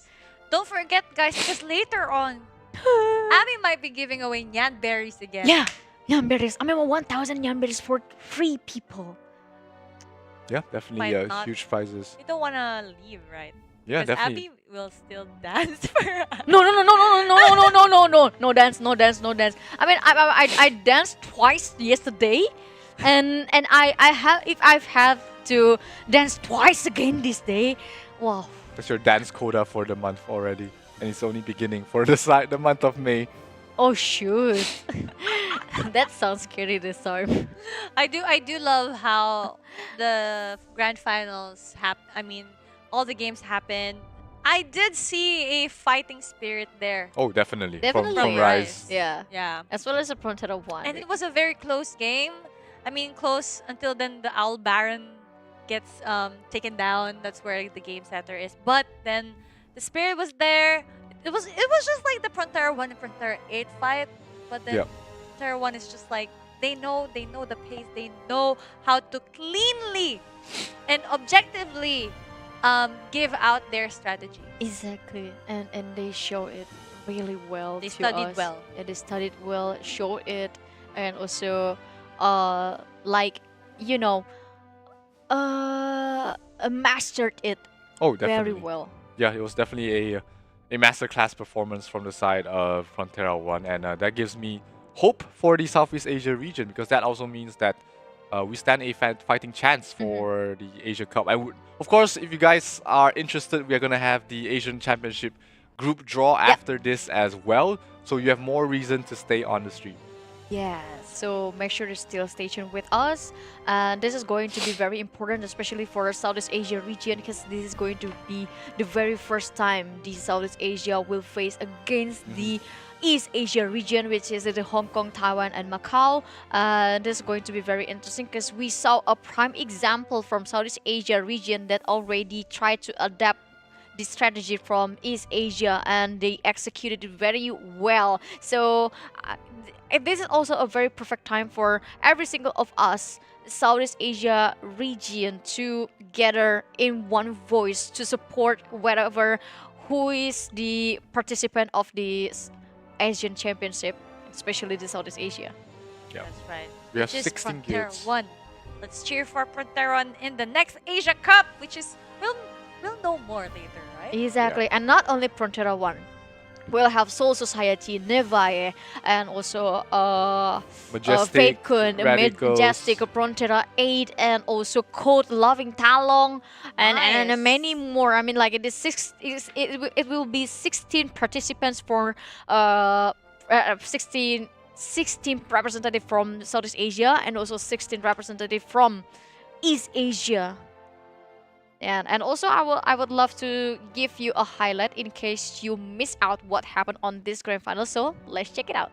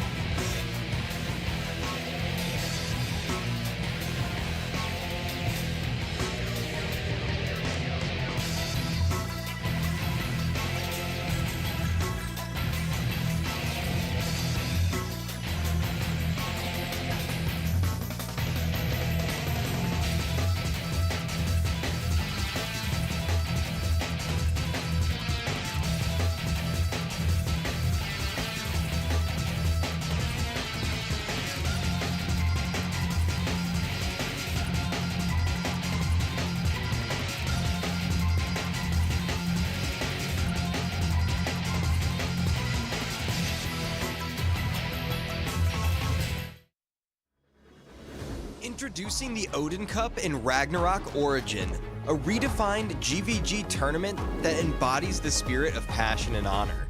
Adventurers gear up for an exhilarating journey in pursuit of your dreams. The Odin Cup centers around the in-game Guild League as its core gameplay. Through strategic guild battles, the tournament aims to identify the strongest guild across the entire server.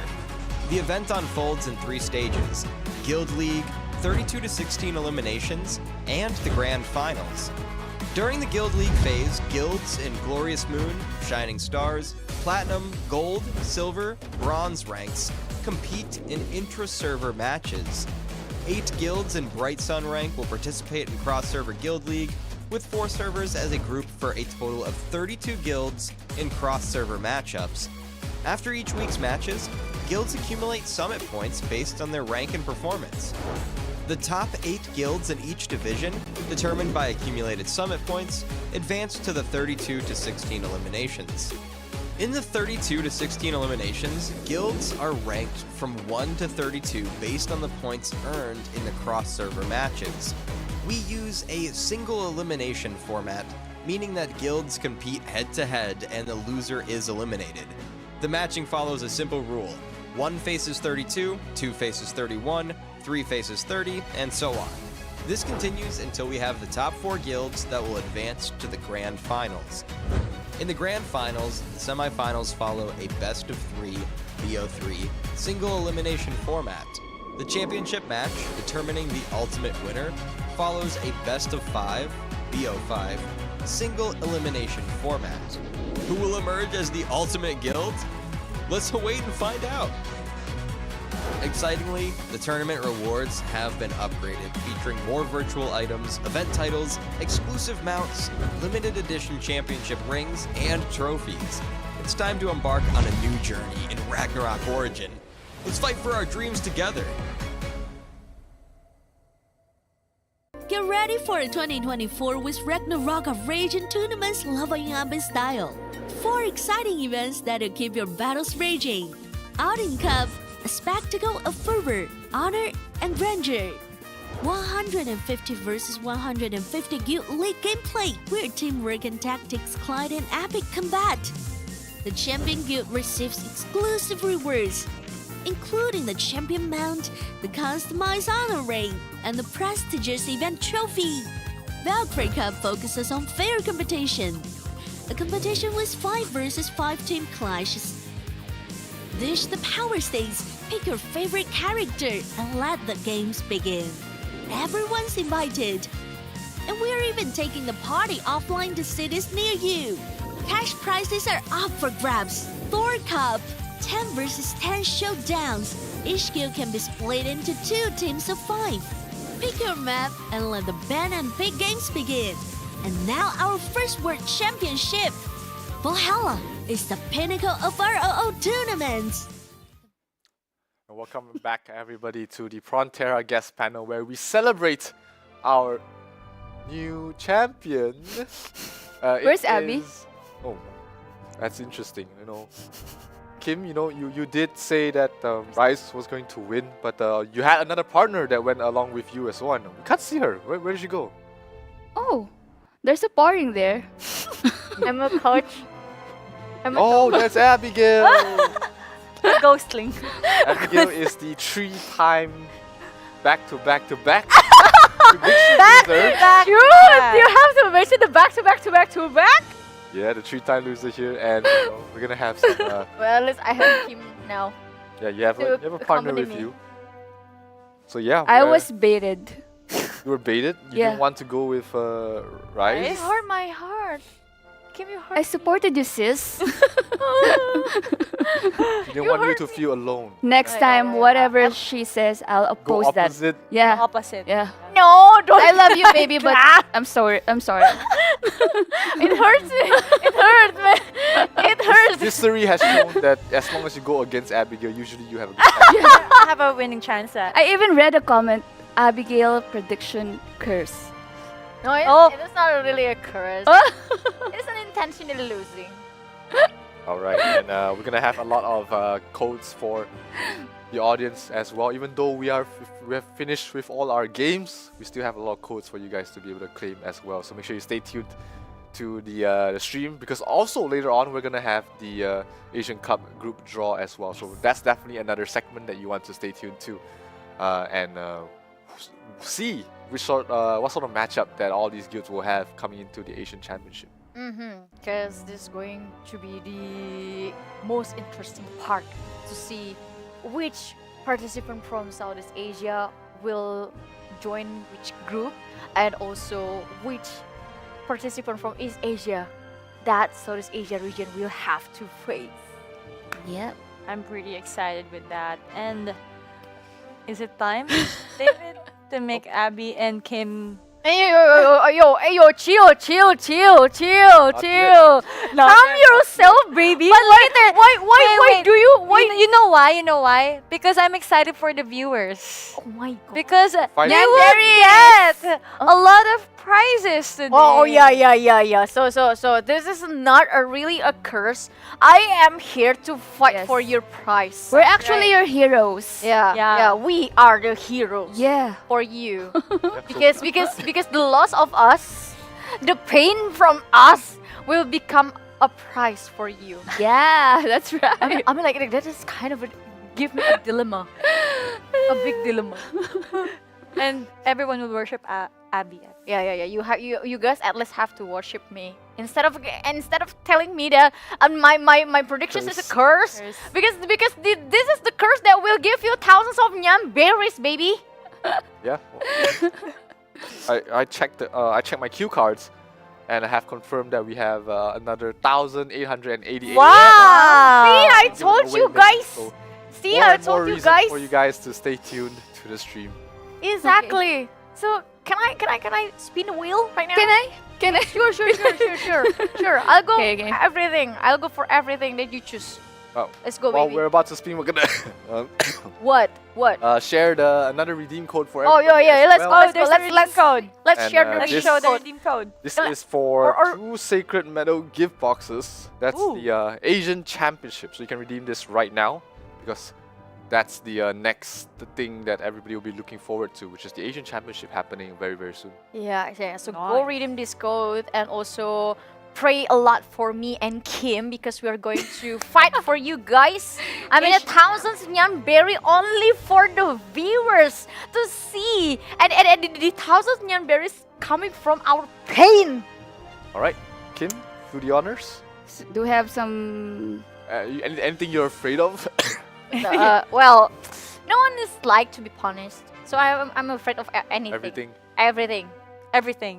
Do you want to show us some presentation first? A presentation? Dance, so we can be feeling lucky. The punishment. Any ritual. Any Let's go enter my Zen mood. Yeah. Quiet, please. Punishments. Good. Manifesting good vibes, good thoughts. Vibes. Okay, you can go. Okay, let's go. 1, 2, 3. Oh shoot, I'm afraid. All right. Oh my god. Before we review what this is, we're gonna ask. We're gonna ask you guys. Do you want to re-roll it? Do you want to roll one more time? You want to change out of this? Your decision. Do you believe your choice, or do you believe mine? Oh my god, I didn't see. Do you think they should re-roll in? Wait, No I'll clue, read no clue. in space. No clue in her face. Let's show the audience what it is. Oh my You gosh. guys have to look away. Look away. Abby. All right. So this is what they get, and it's up to them to decide whether I they read want it. to re-roll it I or read not. it. So, Abigail, do you want to re-roll this, or do you want to stick to this punishment? How about you? I don't know. You don't know? I'm nervous. I'm a brave woman, so let's roll. Okay. Go. Let's roll. Just go away. Just go away. Go away. I hate them. Yesterday when I said I want to roll again, it stopped in this section, and I hate that. Okay, one more roll. Can I see that? Okay, one more roll. Yeah, now you can see that. I used a good perfume today. Smells good, right? Oh my. Yes, you're definitely Put it prepared along. to lose again today. Yeah. And Oh. okay, this is Finally. your punishment of not really your choice, but What is that? you I get. so strong. I so strong word. What? Strong? Strong. Strong tape. What is Strong. it? And I hate each time he pick up the games because I look so. I So look. this is what Can they've I got. Titan? He's a Titan. They have to hold a Like squat a Titan. position Reliable partner. while holding someone for 3 repetitions. Oh, What? Oh, what? another exercise. Oh, another Another exercise. exercise. So Can I- yes, So someone has to squat. kind of like yesterday's Yeah, same princess as game. yesterday. God. But someone has What? So Oh instead my of spinning, God. you have to squat. Let's Yeah. see Abigail's muscle. Huh? You my want to showcase of my muscle? Let's go, baby. How many times do I have to squat? 3. Is this also my punishment or? Yes. Yeah. I guess. Yes. So Let's- you have to carry me. I have to carry you. I don't know. Oh yeah. Oh yeah. Because you can because also both of you lost, so there's gonna be one. and another one. Oh my Yes. God. Okay, you can also let's go. choose to do the other punishment. If Kim. you want. Okay. I'll do do the the other. sing. Okay. Okay. No. Or can I spin again later? What again? No, you Ah. ran out of your chances. Oh. How about you? If you can choose. Let's think. I don't mind the reliable These are both partners. hard. The reliable partners. I don't care. We can do. Maybe we can make. But spin. I'm afraid Spin. every single ear from the For him. fingers will be explode when they're. How about this? How about we change the game and let the participants for me? Change the game. How about we change the second game, this singing and dancing? Because I already danced today. So can the producer, can you choose the game for me for the second game? Or maybe you beautiful sister, can you choose a game for me? While Abigail's trying to tackle her existential crisis. What? Remember everybody. You want me to do this? all the viewers. Wow. Okay. But Write first, let me do this first. Okay, So like, do this first. okay. So this is your punishment. Let's go, and Kim's Kim. punishment is still not. Why am I being a koala every day? So remember to put down your supporting Hop me like a and koala. UID in the chat as well, so that you are able. Well, Abigail. One, Two. One more. Three. Oh, I give you a bonus. Four. And go. Five. Are you okay? I'm okay. You wanna see your muscle? You wanna see my muscle, guys? This is the muscle. Alright, well done, Abigail. Nice. Well done. Well done, Anna. Very well done.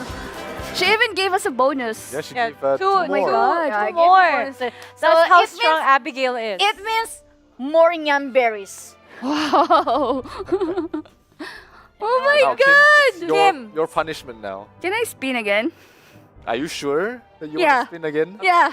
Can I spin again? Alright, Or this will maybe I be the can do a last favor time. for you to save your life because I baited you. How about that? Yay! I Sounds spin again. good, right? I'll Okay, spin. I'll bring this one. Oh! Oh, Abby! Abby You'll will do it, take your Abby! punishment Do you for want this? No. This is the game that the producer choose for me. And because I baited Kim, I will be the one who responsible Are you to take sure? the punishment. Of course. Oh I'm my like, God. I'm like my Chinese ancestor will be very proud of me. Oh my God! So guys, you can see this is sort of like a therapeutic sandals that my mom used to wear back then when I was a kid. So it has like sort of a spike on top of it, and That's really. Actually, this is my know. hatest punishment. This is my hatest punishment. That's Well, why. I will be very happy to. I'll massage your feet later. Alright, so how many times does she have to jump? How many times 100. I have to jump? 100. Just sing. How many times I have to Okay, jump? let's do 10. Just sing. 10. Oh shoot! Oh nice. Oh my But God. I'm afraid this is going to be very hard because Wearing my a skirt is dress. kind of long.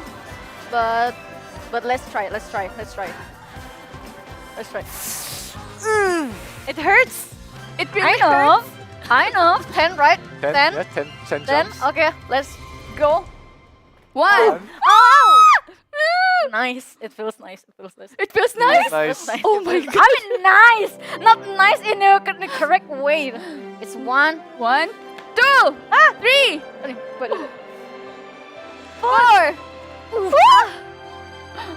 5. Go, Abby! 6. Ouch! Abby's crying. Oh, no, I'm not going.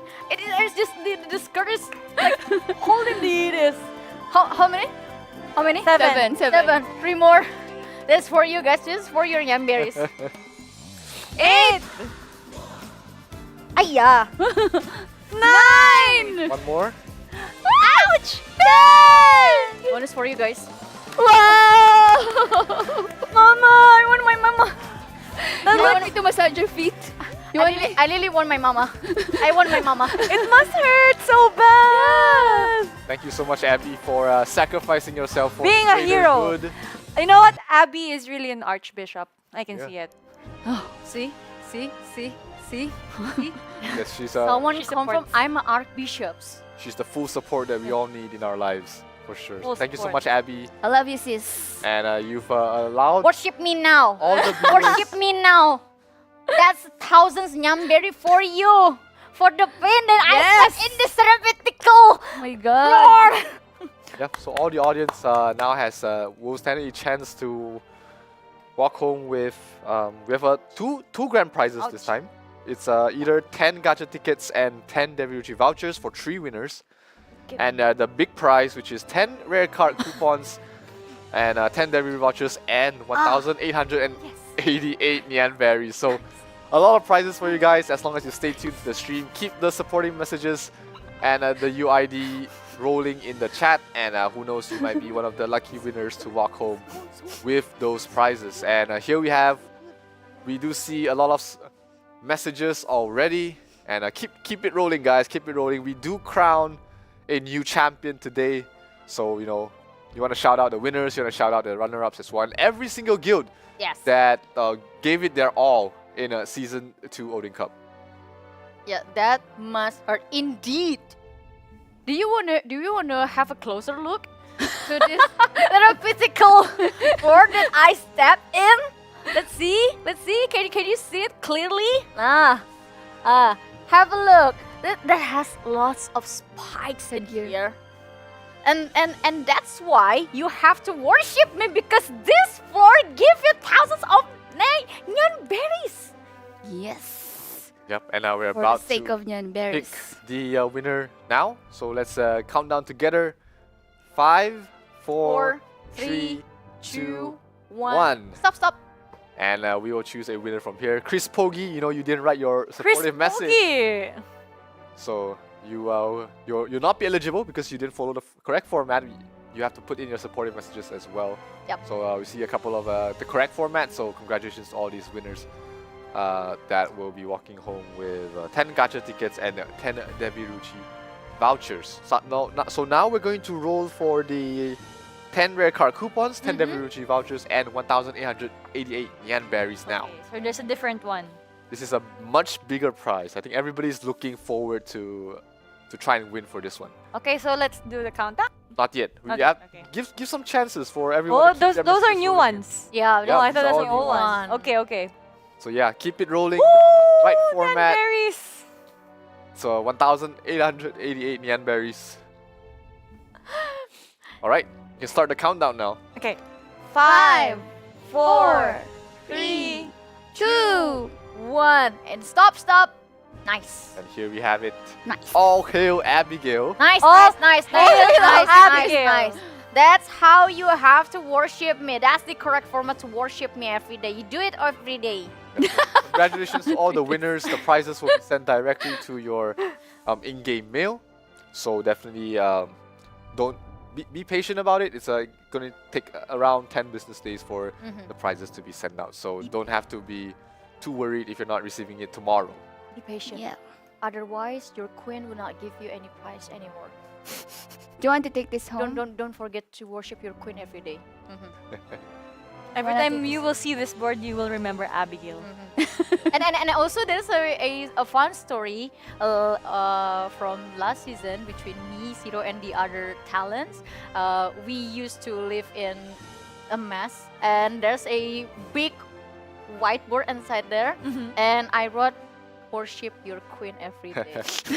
Abigail is always right. If Abigail went wrong, the world is know your place and look at the number 1. That's Abigail for you guys. And that will conclude our session for today. It's been a great ride with everybody here in the Odin Cup. I'm sure all of you had fun. I'm sure you guys had a lot of fun here in the panel as well. Indeed. Any final closing words to the audience before we close out for the night? Well, for me, I would love to say thank you to every single viewers in here, and I really appreciate that love and also the support for this Ragnarok Origin, especially in this season 2. I really hope to see you again in the future, especially for the Asian Championship, and keep supporting the guilds that you're rooting for without give a hate to the other opponent, because we, the Southeast Asia region, need to collect every single support and give them the best that we can so they can play well in the Asian Championship. Love you guys. What about you, Ian? Any closing thoughts? Congratulations to Frontera 1. Nice comeback from season 1. And still congratulations to everyone who joined the season 2 Odin Cup. And thank you so much for inviting me here. I did have fun. And yeah, I'll see you guys around. Kim? I want to congratulate all the teams that made it to the Odin Cup, you know, the top 4, and of course to the Frontera 1, and to the one who didn't make it. I hope you keep the fire burning on your hearts, playing Ragnarok Origins. And I want to thank also Ragnarok Origin, the organizers, the sponsors, and everyone who watches the stream or supported the whole program. I want to thank everyone, and I really had fun here. Yeah. That's great to hear. And I hope the audience definitely enjoyed the content that we've been able to bring as well. But don't go anywhere yet, because in another 30 minutes or so, we're going to have the Asian Championship group draw happening on this stream. So if you're interested to find out what the first round matchups is and how the entire bracket will go through, definitely stay tuned for that. It will be on the same stream, so you don't have to go anywhere. You don't have to change your channel. You can just stay here, because that's when we're going to find out how the Asian Championship will progress. Yes. So I think that's end for us. Yep. But still, thank you so much again for every single viewer in this live stream. It's really, a blast to have you guys with us from the very first day of this Odin Cup Season 2 until this grand final. And please don't leave this live stream, because we're going to see and witness the Asian Championship drawing. Thank you so much, everyone who joined us today. Thank you so much. Yep, and that's gonna be us on the Frontera guest panel signing out, and see you guys soon for the Asian Championship. Bye.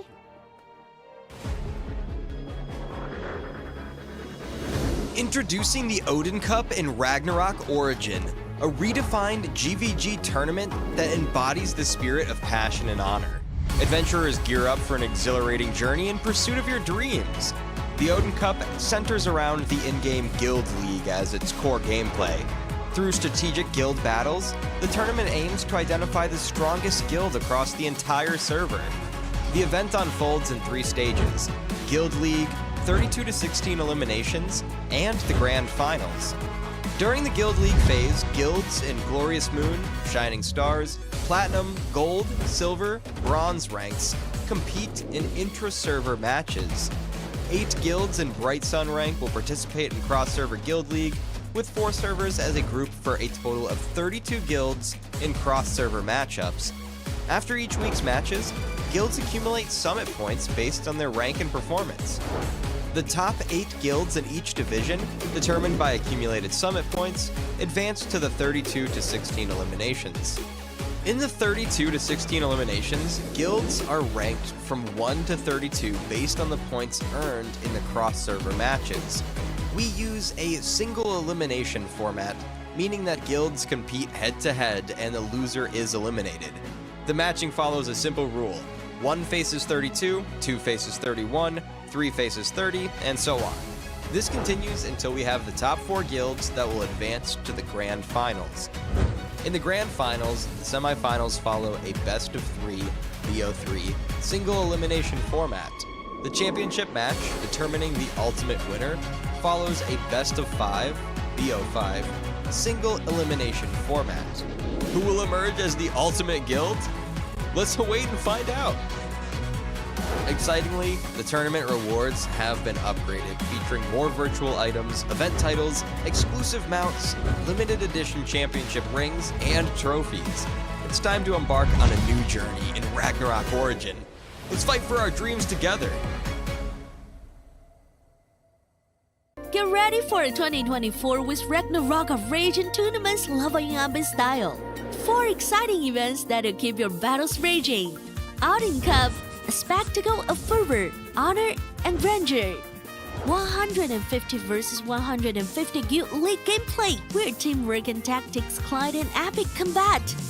The Champion Guild receives exclusive rewards, including the Champion Mount, the customized honor ring, and the prestigious event trophy. Valkyrie Cup focuses on fair competition, a competition with 5 versus 5 team clashes. Dish the power stakes, pick your favorite character, and let the games begin. Everyone's invited. And we're even taking the party offline to cities near you. Cash prizes are up for grabs. Thor Cup, 10 versus 10 showdowns. Each guild can be split into 2 teams of 5. Pick your map and let the ban and pick games begin. And now our first World Championship. Valhalla is the pinnacle of ROO tournaments. The best guilds worldwide are gearing up for Ultimate Clash. Offline events, crazy competition, and the quest for the mightiest guild on the planet. Who's gonna take the crown? Stay tuned! It's gonna be legendary!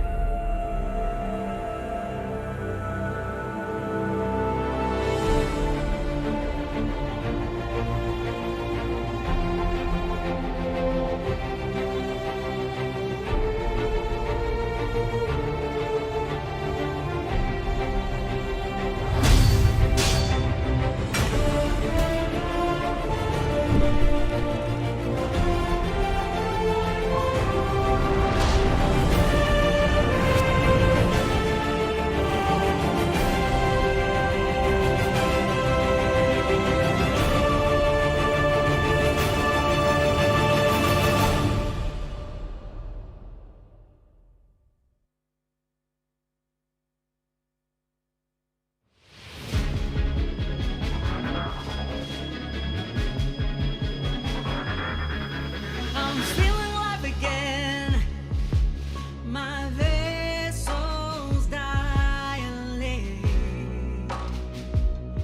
All the enemies start to pray, start to escape. No one can take away our power and our faith. Once we showed up in this game, this thrill won't fade away. See us step in the spot, shining like VVS bronze. Another one bites the dust, making my adrenaline rush. My crown will never rot, 'cause I'll ignite the flames of new life. The glory is always by your side. Our faith will never collide. Through the dark night, there's always a light, always a sign, showing that we will win this fight. When you feel like everything's dead and in, so hard to taking an L, everything's in vain. You feel so powerless with your bare hands. Speak it out even when your voice shaking, cause we'll make it. Our steps be groundbreaking. We'll be the blockbuster of the season for the sake of freedom. Keep dreaming, compete for the dreams till they retreat. Put on some speed till you hit the beat. Keep moving forward even when your heart's bleeding. Y'all know we're raising glass ceiling. Believe it, hang on for victory. Write a new chapter of history. Don't let anyone define your limit. Sometimes a loss has a lot of meaning in it. Know I'm a loaded gun with a lot of ammo. Fragile like a bomb, don't crush my ego. Expand the scope, I'm ready for war. Cause fantasy doesn't excite me anymore. Cause I'll ignite the flames of new life. The mommy is always by your side. Our faith will never collide. Through the dark night, there's always a light, always a sign, showing that we will win this fight. Win this fight.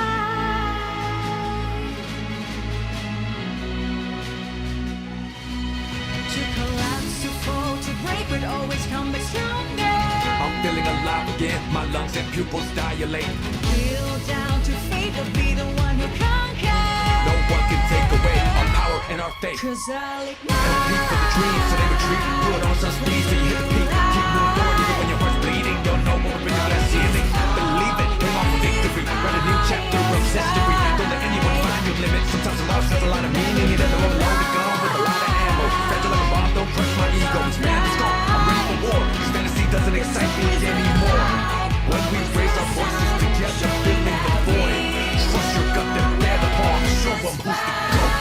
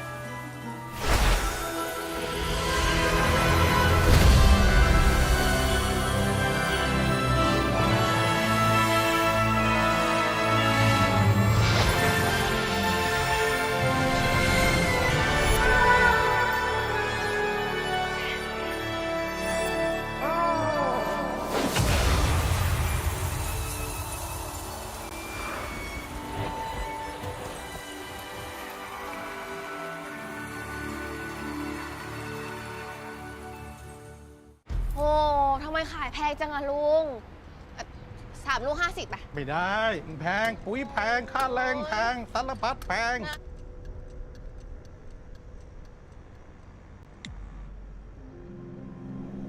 นะลุงนะลุงลุงเป็นไรอ่ะเดี๋ยวหนูซื้อ100ก็ได้ไม่เป็นไรเฮ้ยลุงเป็นอะไรอ่ะขอโทษ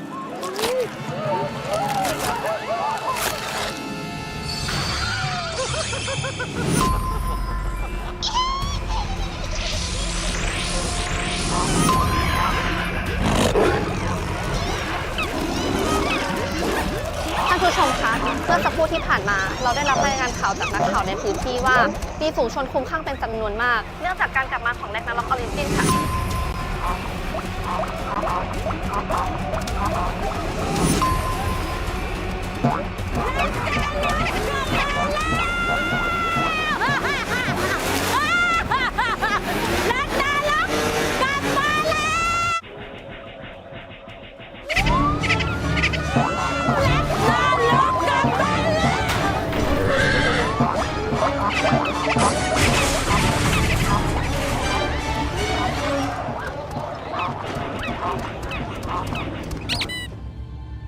เฮ้ยทุกคนครับ Ragnarok Origin เปิดให้เล่นแล้วนะครับ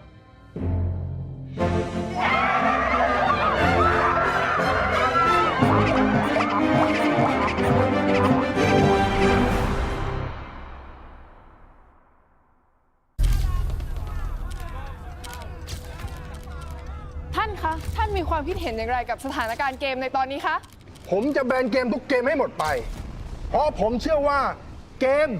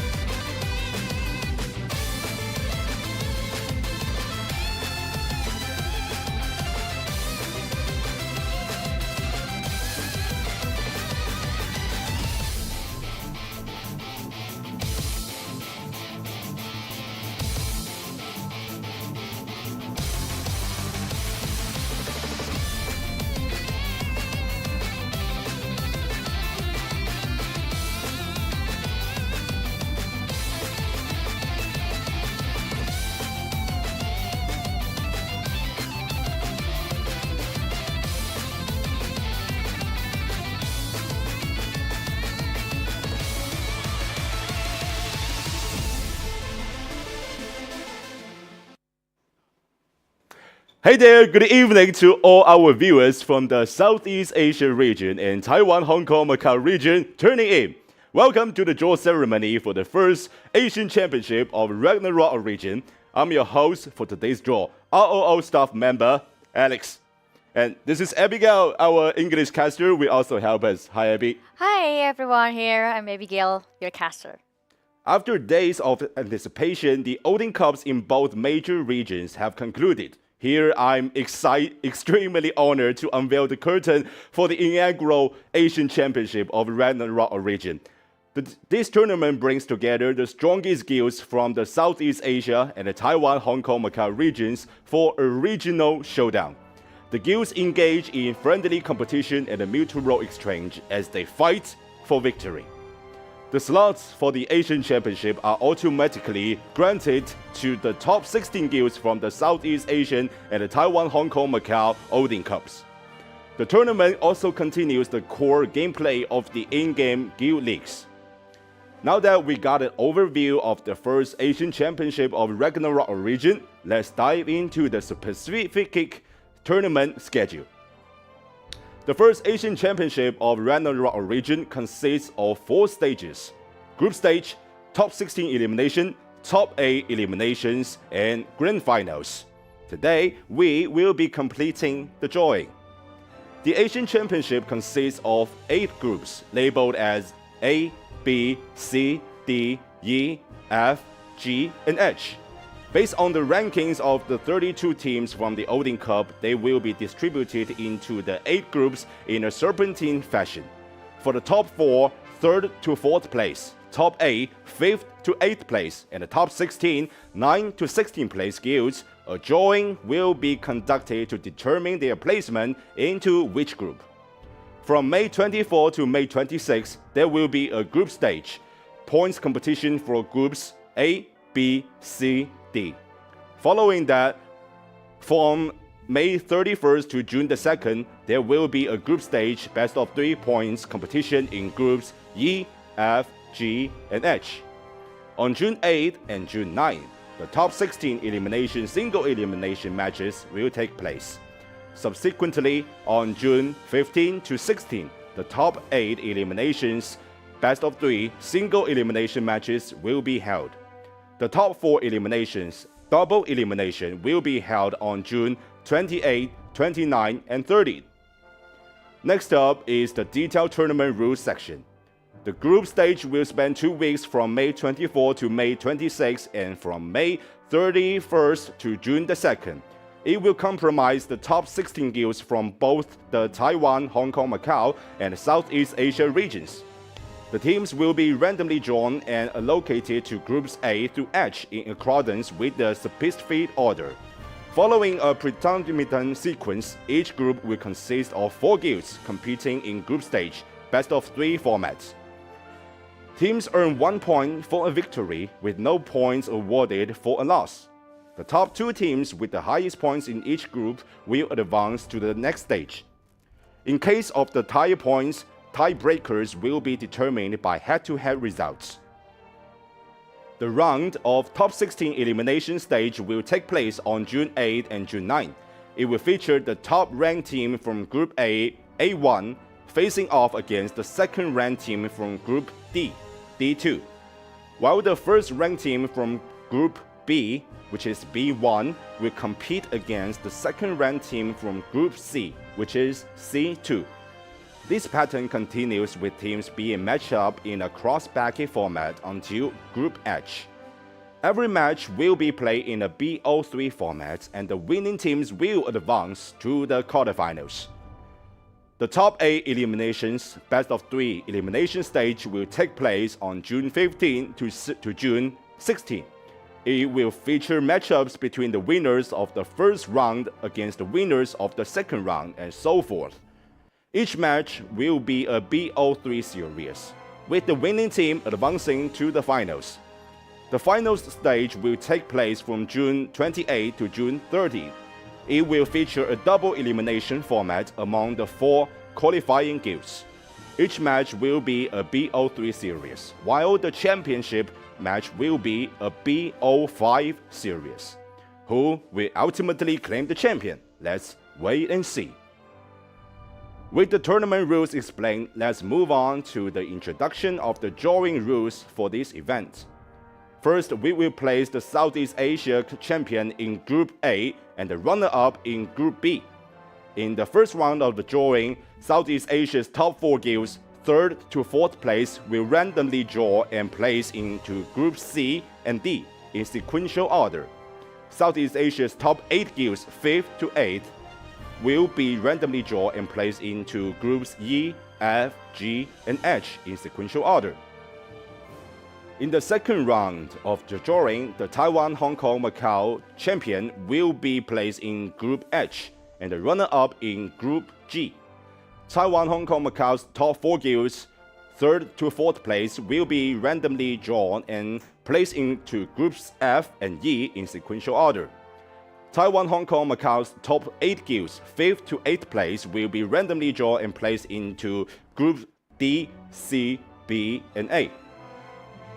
In the third round of drawing, the Southeast Asia's top 16 guilds, 9 to 16 place, will be randomly drawn and placed into Groups A, B, C, D, E, F, G, and H in sequential order, while the Taiwan, Hong Kong, Macau's top 16 guilds, 9 to 16 place, will be randomly drawn and placed into Groups F, H, G, F, E, D, C, B, and A in sequential order.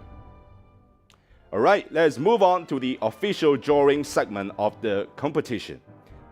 But as now we can see that our live chat, a lot of players, a lot of viewers are discussing the drawings that they want, drawing results that they want. Alright, let's begin.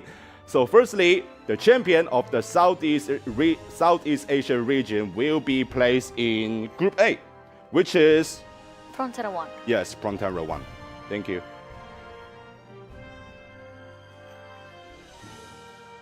And our runner-up, Rice, will be placed on B1.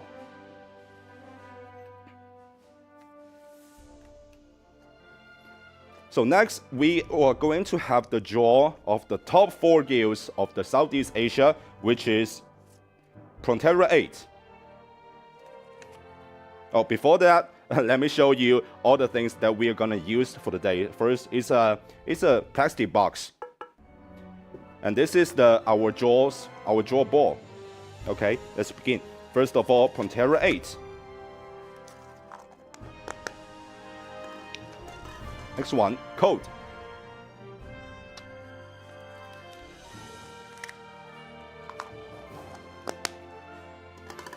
Okay, let's begin. I'm not gonna look. On 3, 2, and 1. There you go. So this team will be placed on C1. Code. Code will be placed on C1. Which also means that Frontera 8 will be placed on D1.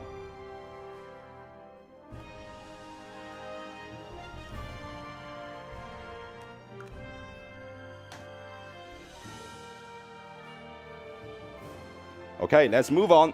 Now we come to the top 8 guilds of the Southeast Asia. They will be placed on Groups E, F, G, and H. First of all, Majestic.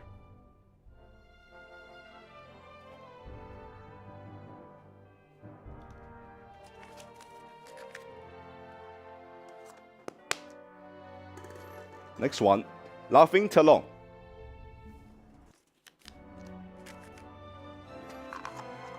I'm so nervous. I'm sweating. Yeah, I can see that. Yeah. I can see that you're sweating. I mean, like, you're gonna be the person who decided the fate I know. of Phoenix Okay, Guild. next one is Gun.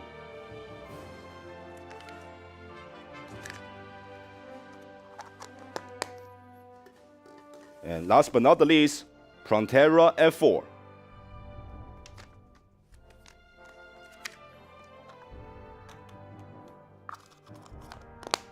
Let the draw begins. Who's the lucky one? Who's the lucky one? Okay, this one.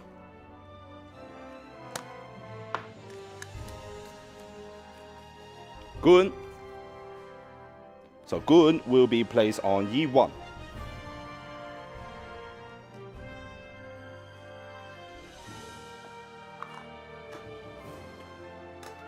Next one, F1. F1 is a razor. Let me see. Oh. Laughing Talon. Laughing Talon on F1. Next one is G1. Okay, this one. Majestic.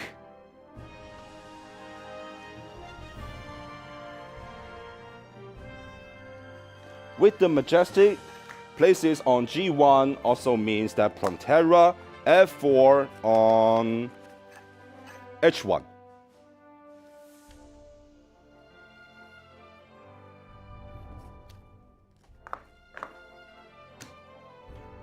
So now we already finished the first round's draw. Let's take a look.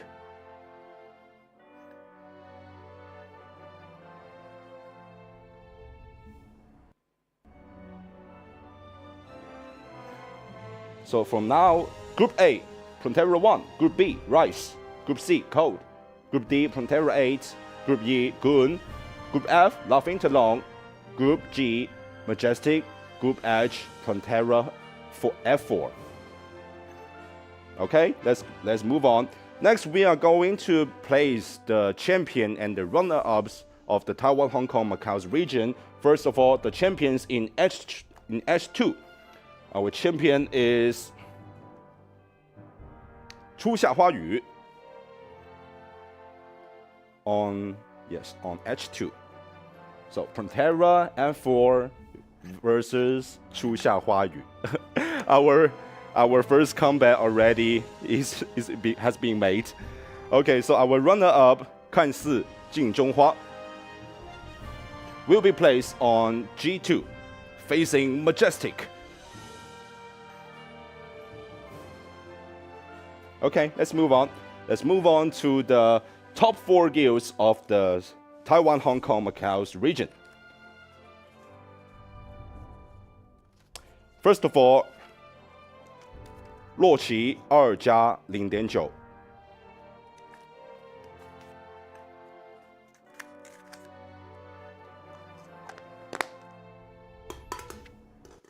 Next one, 恶鲁墨团.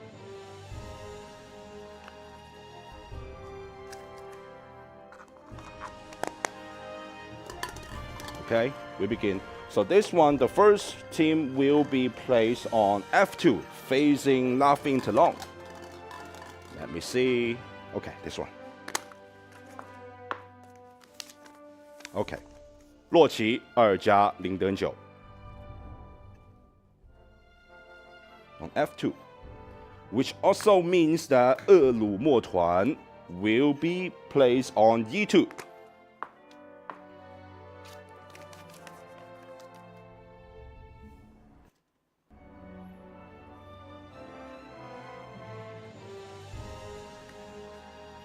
Okay, let's take a look at the status right now.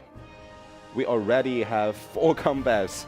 Gun versus 恶鲁墨团, Laughing Talon versus Loki, a guild from Loki 1, 洛奇2加 0.9, Majestic versus 看似镜中花, Prontera F4 versus our champion from Taiwan, Hong Kong, Macau divisions, 初夏花雨. What a game. Okay, let's go on. Let's move on. Now we come to the top 8 guilds, which means the 5th to 8th place of the Taiwan, Hong Kong, Macau's division. First of all, Snowfly Coffee.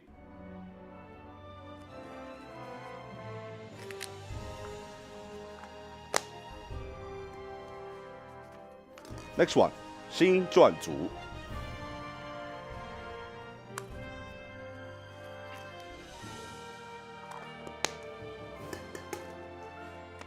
Next one, 眺望湾屋的尖塔.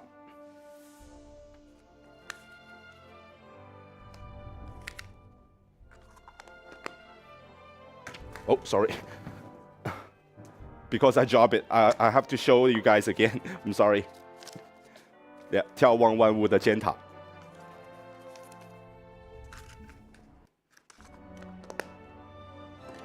Next one， 风狼居胥。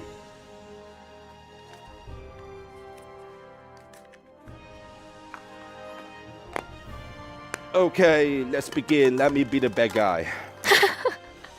I hate it. I hate this job. Yeah. You're the fate decider. I know. Okay, on 3, 2, 1, we stop. Okay, this one.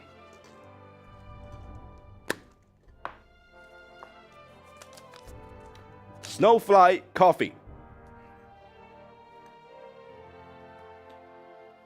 On D2, facing Prontera 8.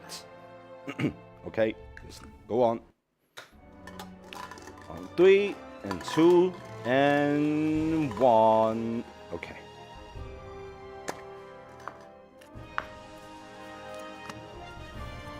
Feng Lang Ju Xu.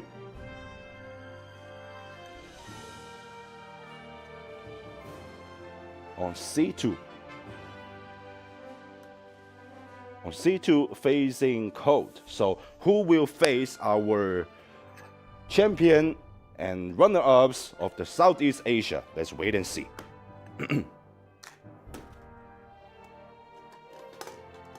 My heart's never beats so fast. It's like I'm hitting the gym. This is a leg day for you. It is a long day for me, Yeah. indeed. On 3, 2, 1, here we go. Okay.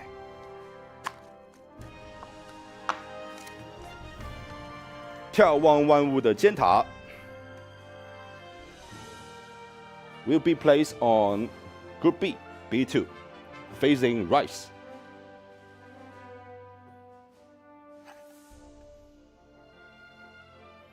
And last but not the least, our 新传组 will be placed on Group A. Facing our newborn champion, Prontera 1. How do you feel? Okay, let's take a look at the status right now. We already finished 2 rounds of the draw.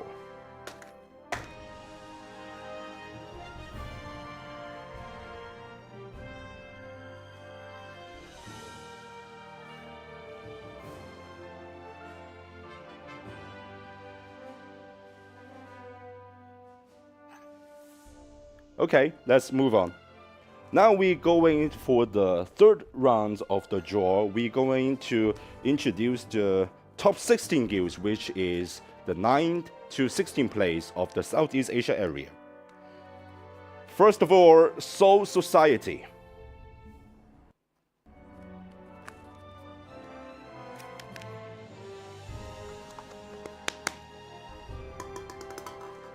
Next one, Quarter.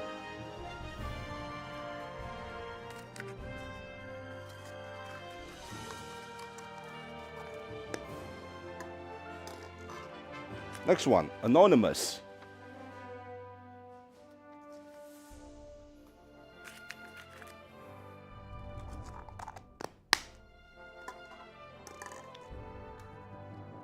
Next one, Pay on Pay app.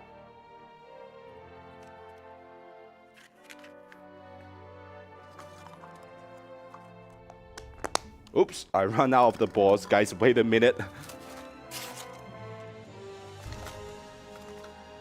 Okay, also the same ball as we use.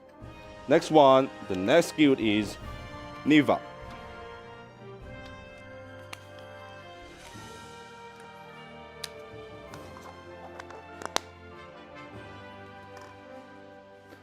Next one, Real. This draw is going intense. This time I would take out 8 balls in total. Next one, Finest Diva.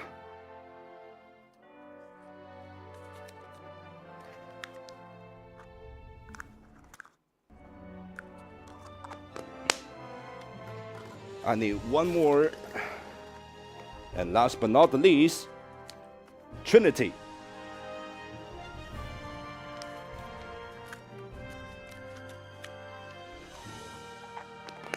Okay, let the camera focus on this box. We have 8 balls in total. Our third round of the drawing. Let's keep on 3, 2, 1. Okay, this one.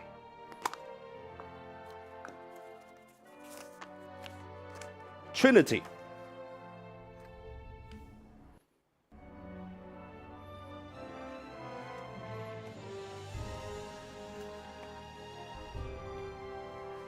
Yes, Trinity on 8-3 position. Next one.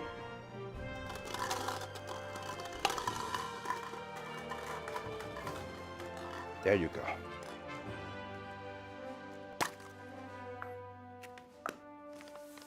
Pay on, pay up.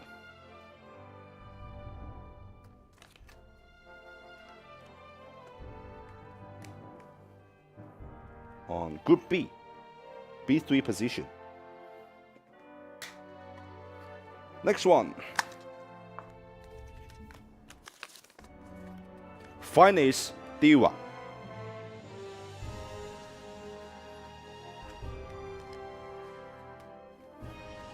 On Group C.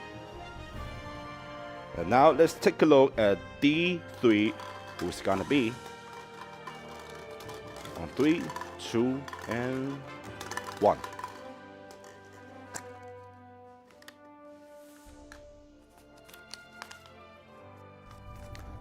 Neva.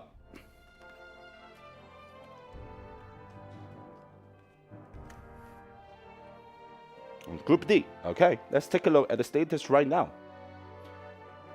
So Group A, we have Prontera 1, 新壮族 Trinity. Group B, Rice, 跳王万物的尖塔 Pay on, Pay up. Cold, 风狼居胥 Finest Diva in Group C. Prontera A, Snowflake Coffee, and Neva in Group D.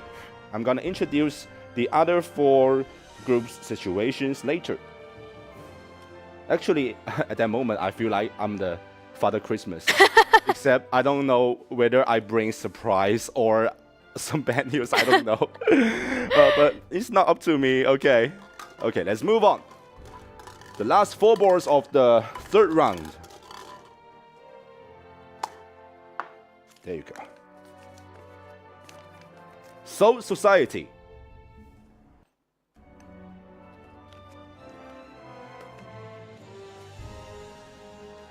On E3. Next.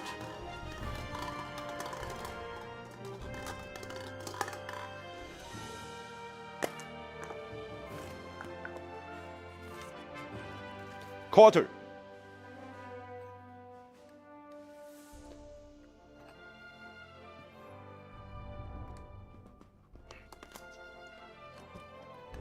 Quarter on F3, and let's take a look at the last two.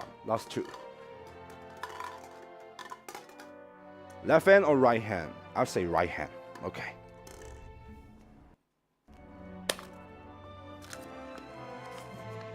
Anonymous.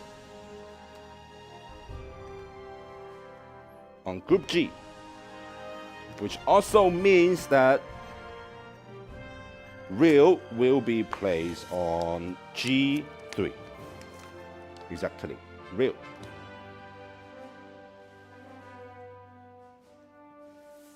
Okay, we already finished the third rounds of the draws. Let's take a look at the status right now.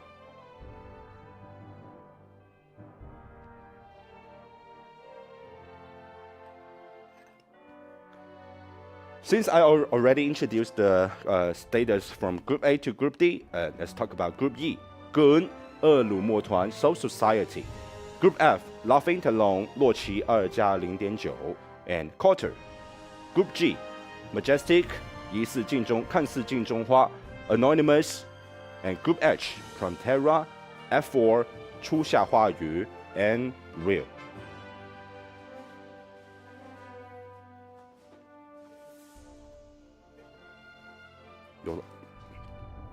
Okay, now we move on to the last round of today's draw. First of all is This is the top 16 guilds from Taiwan, Hong Kong, Macau divisions, from 9th place to 16th place. First of all, 一缕烟花. Also the same board as I used before.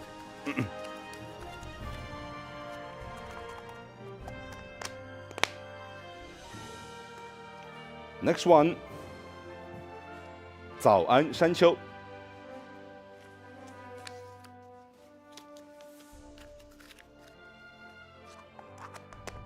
Yeah, I suggest all the guilds you can study your opponents right now. Save a lot of time. Next one, 玻璃遗迹.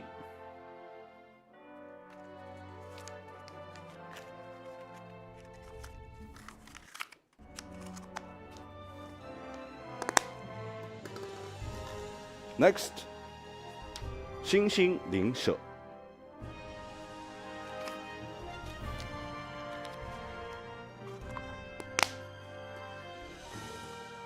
Next one, 玉兔倒麻薯.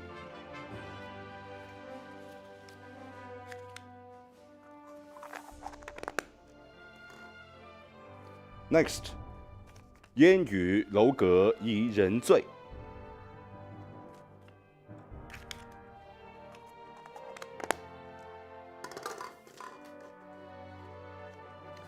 Next one, 一心之月.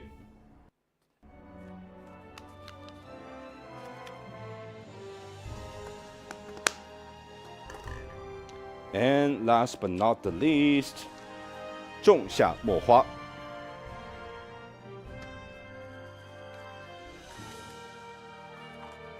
Our final round. Let's begin. On 3, on 2, on 1.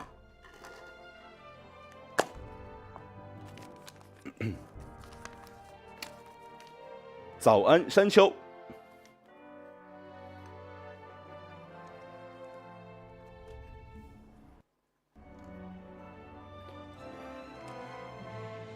Zao An Shanqiu in Group H. So we already complete Group H. Frontera F4, 初夏花语, Real and Zao An Shanqiu.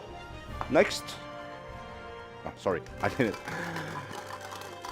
On 3, 2, 1.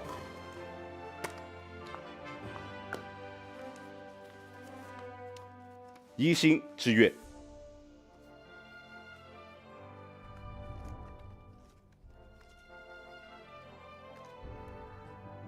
On G2. Next.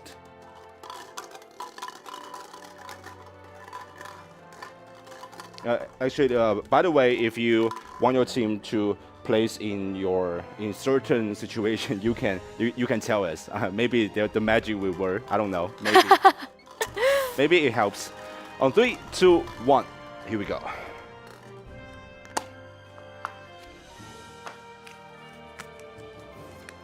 Boli Yiji.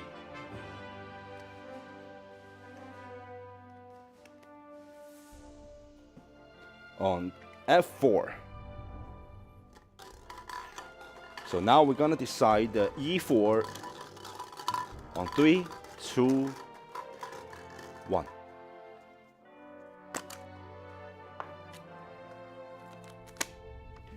Yan Yu Lou Ge Yin Ren Zui.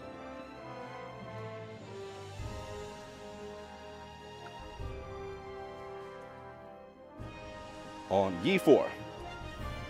Okay, let's take a look at the status right now. We already completed 4 groups. Group E, Gun, 恶鲁魔团 Soul Society, 烟雨楼阁引人醉. Group F, Laughing Talon, 洛奇2+0.9, Quarter, 玻璃遗迹. Group G, Majestic, 看似镜中花 Anonymous, 一心之月. And Group H, Pantera F4, 初夏花语 Real and 早安山丘. So for the Asian Championship since it will begin on 24th of May, you still have like 2 weeks. Yeah, 2 weeks to prepare. Oh, can you help with the? Sure. Yes, thank you. Okay, let's move on. Next one will be placed on Group D. Yes, D4. On 3, 2, and 1.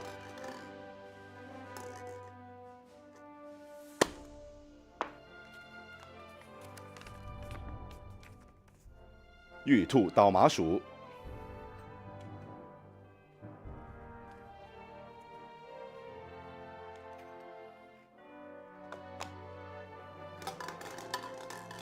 Still 3 balls left. On 3, 2, and 1. Okay.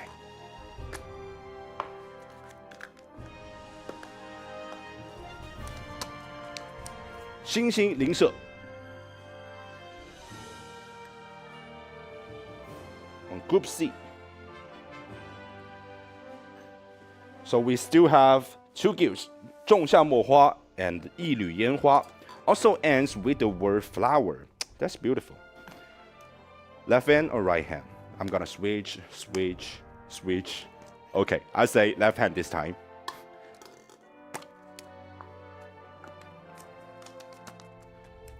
Zhongsha Mohua.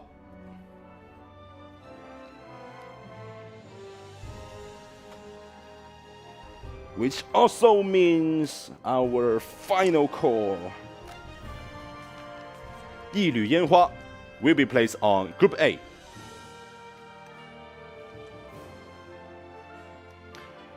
Oh, finally, I'm so nervous. I finally complete all the draws. Let's take a look.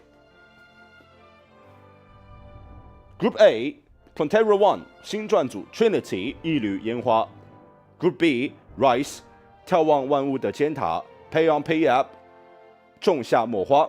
And Group C, Cold, 风狼居胥 Finest Diva, 星星邻舍. Group D, Plantera 8, Snowflake Coffee, Niva, and 玉兔倒麻薯. Group E, Goon, 恶鲁墨团 Soul Society, 烟雨楼阁引人醉. And Group F, Laughing Talon, 洛奇2加 0.9, and Quarter and 玻璃遗迹. And Group G, Majestic, 看似镜中花 Anonymous, 一心之月. Group H, Plantera F4, 初夏花雨 Real, and 早安山丘. Actually, I'm not sure if the results the guild wants, but I say if I am also a member of the guild. Actually, Abigail, can I ask you a question? Sure. As a caster who watch all the games, including the Taiwan, Hong Kong, Macau's division and the Southeast Asia division, what's your expectation to this time's Asian Championship? Because it's the first time that teams from different divisions they come together. Yeah. So my expectation, of course, I want it to be very big, and I also want to see a new kind of strategy between these two regions. Because if we take a look at the match between Chuxia Huayu and also Tasaji Chonghua, and also we talk about these today's matches, which is Frontera 1 and Rise, both of them actually try to adapt to each other, to learn each other. So it's going to be very interesting to see new kind of strategy from each region. Not to mention about the meta itself. I mean, how many Doram that you will bring into the lineups, and also how many Guillotine Cross that you have to control that. But this time it's like a brand new pattern, right? You don't have to always come up with your old friends or see your old friend all the time. Okay. So now that concludes the drawing ceremony. We are very excited to see how these 32 teams will perform in the upcoming Ragnarok Origin First Asian Championship. Let's eagerly anticipate the birth of the champion in this tournament. Let's all look forward to the group stage starting on May 24. Thank you everyone for joining us. See you next time.